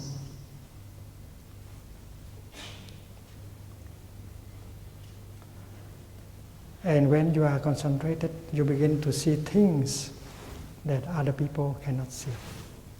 และเมื่อเราเริ่มมีสมาธิเราจะเริ่มเห็นสิ่งต่างๆที่คนอื่นไม่สามารถจะเห็นได้ When you look into yourself with concentration, you see not only your father and your mother in it, but you see that all your ancestors are in it. เมื่อเธอมีสมาธิเพียงพอเธอสามารถที่จะเห็นได้ว่าในตัวเธอนั้นไม่เพียงแต่มีคุณพ่อคุณแม่อยู่ในตัวเธอเท่านั้นจริงๆแล้วบรรพบุรุษทั้งหมดก็อยู่ในตัวเธอด้วย With concentration, when you take a step, you can see that all your ancestors are making the same step with you. ด้วยสมาธิเมื่อเธอก้าวย่างเธอสามารถที่จะเห็นได้ว่าบรรพบุรุษทั้งหมดกำลังก้าวย่างร่วมกับเธอด้วย And if your step is peaceful, happy, and then all your ancestors in you can be peaceful and happy at the same time. ถ้าการก้าวย่างของเธอมีความสุขมีความสงบบรรพบุรุษของเธอทั้งหมดนั้นก็จะมีความสุขมีความสงบร่วมกับเธอด้วยในเวลาเดียวกัน You walk not only for you, but you walk for all your ancestors. เธอเดินไม่ใช่เพียงเพื่อตัวเธอเท่านั้นแต่เธอเดินเพื่อบรรพบุรุษทั้งหมดของเธอ You see that you are made of non-you elements. เธอจะเห็นได้ว่าเธอประกอบขึ้นด้วยองค์ประกอบที่ไม่ใช่ตัวเธอ It is like a flower is made of non-flower elements. เหมือนกับดอกไม้ก็ประกอบขึ้นด้วยองค์ประกอบที่ไม่ใช่ดอกไม้ So that kind of concentration leads to right view, insight. การมีสมาธิเช่นนั้นจะนำไปสู่ความเห็นที่ถูกต้องนำไปสู่ปัญญารู้แจ้ง And because you have right view, that is why your thinking will be right, your speech will be right, and your action will be right also. และเนื่องด้วยเรามีความเห็นที่ถูกต้องความคิดของเราจึงถูกต้องวาจาของเราถูกต้องและการกระทำของเราก็ถูกต้องด้วย And with right view, you can also practice right livelihood. และเมื่อเรามีความเห็นที่ถูกต้องเราก็สามารถที่จะฝึกปฏิบัติมีวิชาชีพอันชอบ And you can earn a living in such a way that you do no harm to living beings and no harm to Mother Earth. และเธอสามารถที่จะทำงานหาเงินได้โดยที่ไม่ทำร้ายสรรพชีวิตอื่นๆไม่ทำร้ายผืนโลกของเรา And then with right view and right livelihood, you can very well practice right diligence. และด้วยการมีความเห็นที่ถูกต้องมีวิชาชีพอันชอบเธอสามารถที่จะฝึกปฏิบัติการมีความเพียรอันชอบ You are motivated by the desire to practice mindful walking, mindful breathing, right speech, loving speech, in order to make the happiness, to create happiness for yourself and people around you. และเธอก็จะมีแรงบันดาลใจที่จะฝึกปฏิบัติด้วยความคิดที่ถูกต้องการเดินอย่างมีสติการใช้วาจาอย่างมีสติ And you are motivated by the joy of practice, and that is why your practice, your daily practice, is very pleasant. You don't suffer because of the practice. และเธอมีแรงบันดาลใจที่อยากจะฝึกปฏิบัติ เพราะว่าการฝึกปฏิบัติของเธอนั้นทำให้เธอเกิดความเบิกบานความสุขในระหว่างที่เธอปฏิบัติเธอก็มีความสุขไปด้วยเธอไม่ได้มีความทุกข์ในการปฏิบัตินั้น And when you have enough experience on the practice, and then with every step, you can touch nirvana, the realm of bliss. และด้วยประสบการณ์ในการปฏิบัติที่มีอย่างแรงกล้าอย่างเข้มแข็งเธอก็สามารถที่จะสัมผัสกับนิพพานได้ในทุกย่างก้าวสัมผัสกับภาวะแห่งความเป็นสุขอย่างเปี่ยมล้น The Buddha has said that nirvana is the absence of the heat, of the fever. พระพุทธองค์ได้ทรงกล่าวว่านิพพานนั้นก็คือภาวะที่ดับสิ้นซึ่งความร้อนซึ่งความเป็นไข้ Because the craving is a kind of fire. Desire, craving is a kind of fire that burns us. เพราะว่าความอยากความใคร่นั้นก็คือไฟดวงหนึ่งที่เผาไหม้เราอยู่ Anger is another kind of fire that consumes us. ความโกรธนั้นก็เป็นเหมือนกับไฟที่บริโภคเรา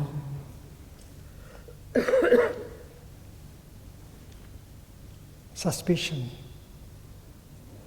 violence, they are also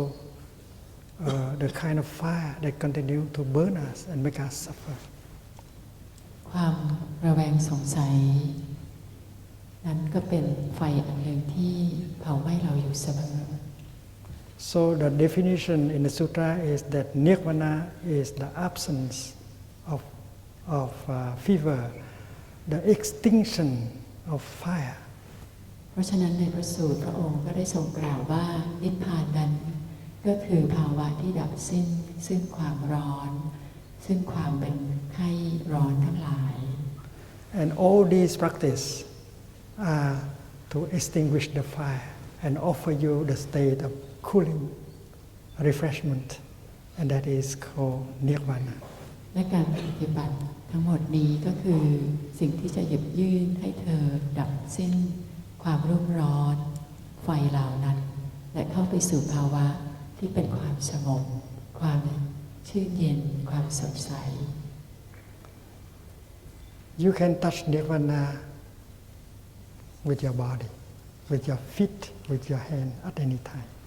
เธอสามารถที่จะสัมผัสกับความเป็นนิพพานด้วยฝ่ามือของเธอด้วยฝ่าเท้าของเธอได้ในทุกเวลา If there is no longer craving, anger, and fear in yourself, ถ้าเธอไม่มีความอยากใคร่ความโกรธความกลัวอีกต่อไป it's wrong to think that nirvana is possible only after you die.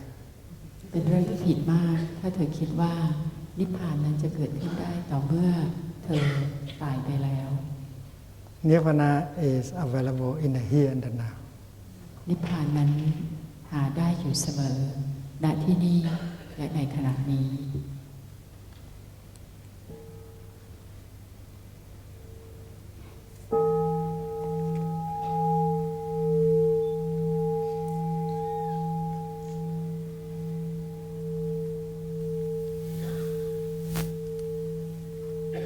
Every in-breath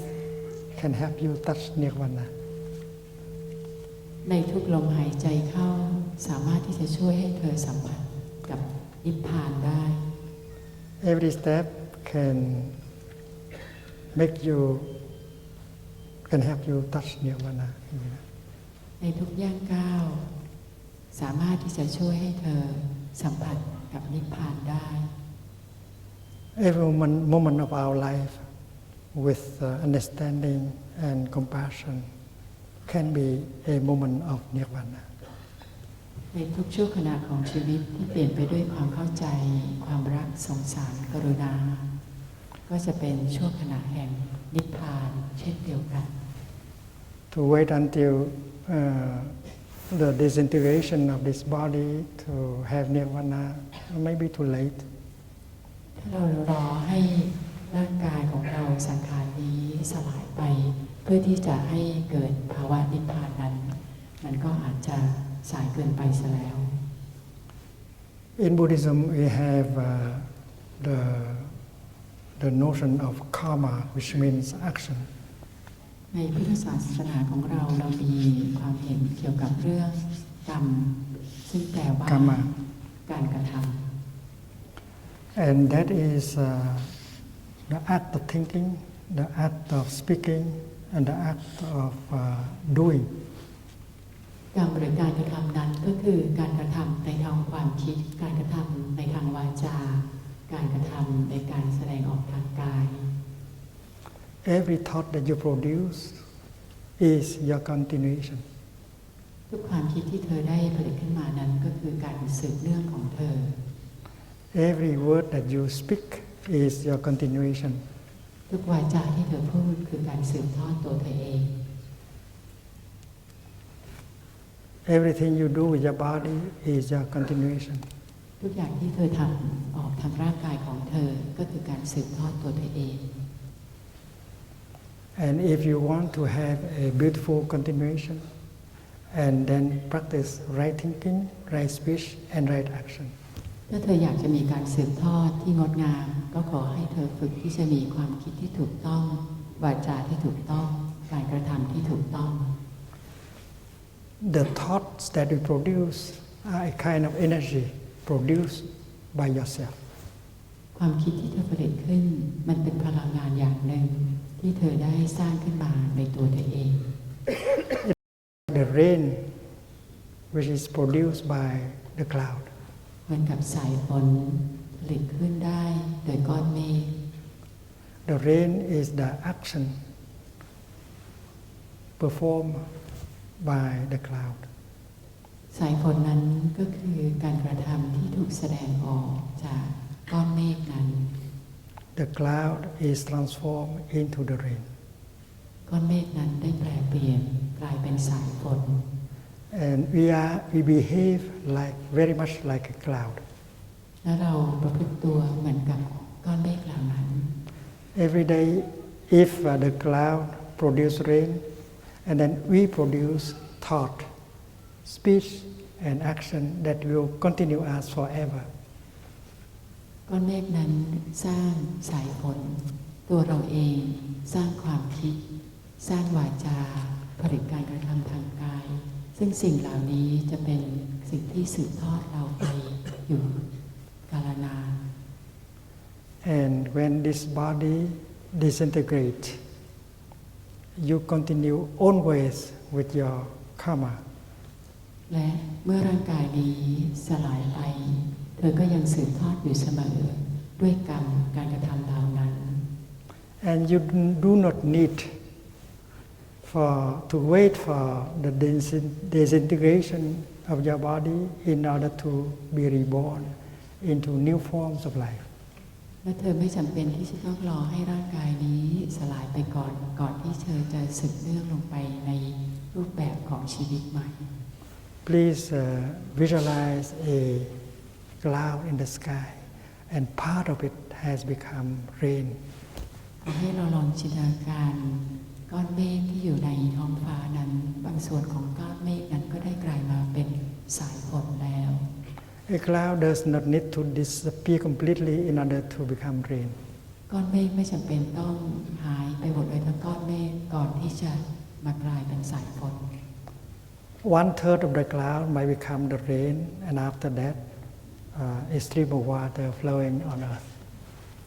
1/3 ของก้อนเมฆนั้นอาจจะกลายเป็นสายฝนและหลังจากนั้นก็ล่องไหลลงไปสู่แม่น้ำ So imagine the clouds is looking down on the surface of the earth and see herself in her new continuation as rain and as the river. ลองจินตนาการก้อนเมฆมองลงไปอยู่บนผืนโลกนี้และเห็นตัวเองกำลังสืบทอดลงไปในสายฝนและสืบทอดต่อลงไปในลำแม่น้ำนั้น And the clouds say, "Hello there, myself. Have a good time down there. I will join you very soon." และก้อนเมฆก็จะมองลงมากล่าวทักทายว่าสวัสดีที่รักฉันเห็นตัวฉันเองขอให้เธอเบิกบานกับการอยู่ข้างล่างตรงนั้นและฉันก็จะสืบทอดต่อไปในไม่ช้านี้ร่วมกับเธอด้วย There is a nice way, a very nice way, a pleasant way to die. เรามีวิธีที่จะตายได้อย่างงดงามได้อย่างน่ายินดียิ่ง If the cloud does not die, how could it? If the cloud does not die, how could it become rain and river? ถ้าเกิดว่า ก้อนเมฆไม่ตายไปแล้วมันจะกลายมาเป็นสายฝนและแม่น้ำได้อย่างไร It's wonderful to be a cloud floating up there, but it's also very wonderful to be the rain falling on earth and our river. มันเป็นเรื่องที่มหัศจรรย์ประเสริฐมากที่เป็นก้อนเมฆอยู่บนท้องฟ้านั้นแต่มันก็เป็นเรื่องที่งดงามและประเสริฐที่ได้เป็นสายฝนล่องลอยอยู่บนพื้นดินอยู่บนแม่น้ำ When I look out around, I see myself not in this direction. เมื่อฉันมองไปรอบๆฉันเห็นตัวฉันเองไม่ได้เพียงแต่ในหนทางที่อยู่ในตัวฉันเท่านั้น I have been reincarnated already in too many forms. ฉันได้กลับมาเกิดใหม่แล้วในหลายรูปแบบมากมาย I have been reborn in my teaching, in my disciples, in my friends, and I am now a little bit everywhere. Not if you think that I am only here, that's wrong view. ฉันได้กลับมาเกิดใหม่ในหลายรูปแบบในคำสอนของฉันในลูกศิษย์ของฉันในเพื่อนๆของฉันฉันอยู่ในทุกสถานที่เล็กๆน้อยๆในทุกคนทุกแห่งถ้าเธอคิดว่าฉันอยู่แค่ตรงนี้นั่นก็หมายถึงว่าเธอมีความคิดเห็นที่ผิด And if you look into this direction, and if you think I am this, you have not seen me.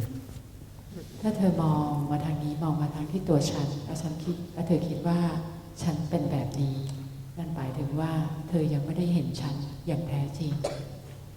And if you touch your body and think that you are this body, you have not got the right view. ถ้าเธอสัมผัสกับร่างกายของเธอและเธอคิดว่าเธอก็คือร่างกายนี้เท่านั้นเธอยังไม่มีความเห็นที่ถูกต้อง You are not only this body,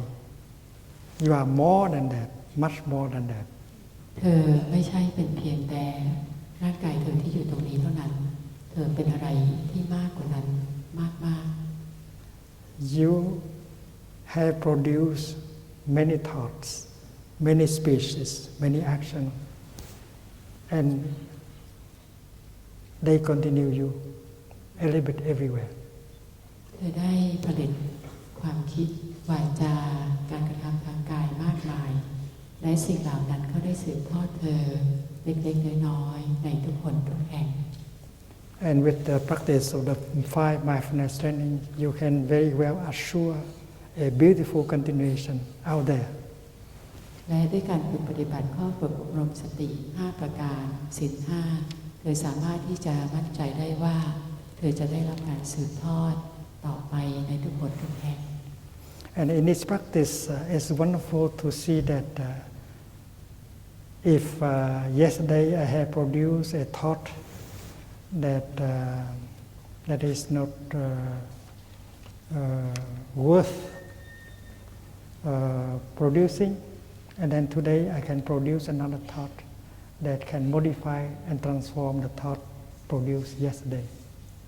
แล้วมันเป็นเรื่องที่ประเสริฐมากที่เธอสามารถที่จะคิดได้ว่าเมื่อวานนี้ฉันอาจจะมีความคิดที่ไม่เป็นกุศลไม่งดงามนะแต่เธอรู้ว่าในวันนี้เธอสามารถที่จะคิดใหม่ที่เป็นความคิดที่ดีที่งดงามและความคิดนั้นก็จะช่วยแปลเปลี่ยนความคิดที่ไม่เป็นกุศลไม่งดงามของเมื่อวานนี้ได้ If yesterday you have produced a thought of anger and discrimination, today you can do something in order to transform it. ถ้าเมื่อวานนี้เธอได้ผลิตความคิดที่มีความโกรธมีความแบ่งแยกในวันนี้เธอสามารถที่จะทำอะไรสักอย่างหนึ่งเพื่อเปลี่ยนแปลงได้ So today you sit down, you remember that you have produced a thought that has anger and discrimination, and you say, I do not want to produce such thoughts anymore. เธออาจจะนั่งลงและมองเห็นว่าเมื่อวานนี้ฉันได้ผลิตความคิดที่มีความโกรธความแบ่งแยกเธอกล่าวกับตัวเธอว่าฉันไม่อยากที่จะผลิตความคิดแบบนี้อีกต่อไป And sitting here, I produce another thought a thought full of understanding and compassion. และนั่งตรงนี้ฉันจะผลิตความคิดใหม่ขึ้นมาอันเป็นความคิดที่เปี่ยมด้วยความเข้าใจความรักสงสารและกรุณา And as soon as I produce that thought of understanding and compassion, it can transform the thought of yesterday, delete that thought. และในทันทีทันใดที่เธอได้ผลิตความคิดที่เปลี่ยนไปด้วยความเข้าใจและความรักกรุณานั้นในช่วงขณะนั้นเขาก็จะลบล้างความคิดที่ไม่งดงามที่เกิดขึ้นเมื่อวานนี้ได้ So with mindfulness, we have free will. We have freedom in order to change ourselves and help change the world. ด้วยพลังแห่งสติเราจะมีอิสระเราจะมีทางเลือกอย่างเป็นอิสระที่จะช่วยเปลี่ยนแปลงตัวเราเองและเปลี่ยนแปลงชาวโลก We know that the 5 mindfulness trainings is a beautiful path. เรารู้ดีว่าข้อฝึกอบรมสติ5ประการหรือศีล5นั้นเป็นหนทางที่งดงาม And it reflects the deepest teaching of the Buddha. และมันสะท้อนคำสอนที่งดงามอย่างลึกซึ้งของพระพุทธองค์ And every moment of practice of the path can help us touch joy, peace, compassion, nirvana. และช่วงขณะทุกขณะของการฝึกปฏิบัติของการอยู่บนหนทางนี้จะช่วยให้เราสัมผัสได้ถึงความเบิกบานความสุขความเป็นนิพพาน And in order to keep our practice alive and make progress, diligence, we need a sangha to take refuge in. และเพื่อที่จะทำให้การฝึกปฏิบัติของเรานั้นเป็นไปอย่างมีความเพียรและมีชีวิตอยู่รอดได้เราจำเป็นที่จะต้องมีสังฆะ So please look at the sangha, look for a sangha close to where you live. Or if there is no sangha around, please by yourself set up a sangha in order to practice. เพราะฉะนั้นขอให้พวกเธอได้โปรดค้นหาสังฆะที่เธออยู่ใกล้ๆบ้านของเธอไปร่วมฝึกปฏิบัติด้วยแต่ถ้าเธอไม่มีสังฆะอยู่ใกล้ที่เธออยู่เธอสามารถที่จะสร้างสังฆะขึ้นได้ด้วยตัวเอง For school teachers, it's very important to invite the colleagues to come together and set up a sangha of school teachers to help each other's practicing the path. สำหรับคุณครูทั้งหลายเป็นสิ่งที่สำคัญมากที่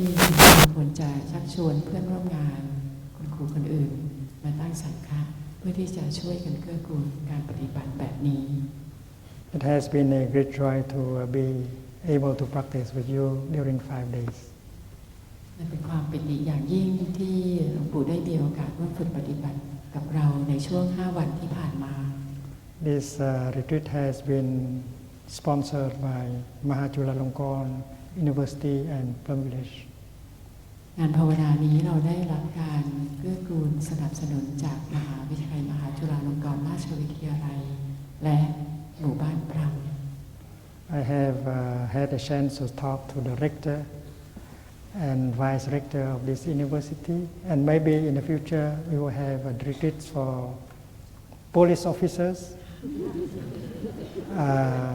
psychotherapists, politicians, businessmen, and so on. หลวงปู่ได้มีโอกาสสนทนากับท่านอธิการบดีของมหาลัยนี้ท่านรองอธิการบดีและท่านได้กล่าวถึงความตั้งใจที่ในอนาคตเราอาจจะมีการจัดงานภาวนาร่วมกันอีกให้กับบรรดาตำรวจทั้งหลายบรรดานักจิตบำบัดบรรดานักการเมืองบรรดานักธุรกิจและผู้อื่นๆ Monastics are requested to come. We shall sing a song together, and I wish everyone good continuation of the practice. หลวงปู่ขอเชิญบรรดานักบวชหมู่บ้านธรรมขึ้นมาร้องเพลงแห่งสติร่วมกันหลวงปู่ขออวยพรให้ทุกท่านมีการสืบเนื่องการปฏิบัติที่งดงามอยู่เสมอ Keep the light alive and share it with the people around us. ขอให้เรารักษาดวงไฟในชีวิตของเราให้เปล่งสว่างอยู่เสมอและแลกเปลี่ยนกับคนอื่น Mời các thầy các cô đứng dậy. Please stand up and look at the center, and you shall hold hands in order to sing a song. หลวงปู่ขอเชิญให้ทุกท่านยืนขึ้นนะคะแล้วหันหน้าไปตรงกลางเป็นวงกลม Mời, ห mời. นึ่งกันร้องเพลงร่วมกัน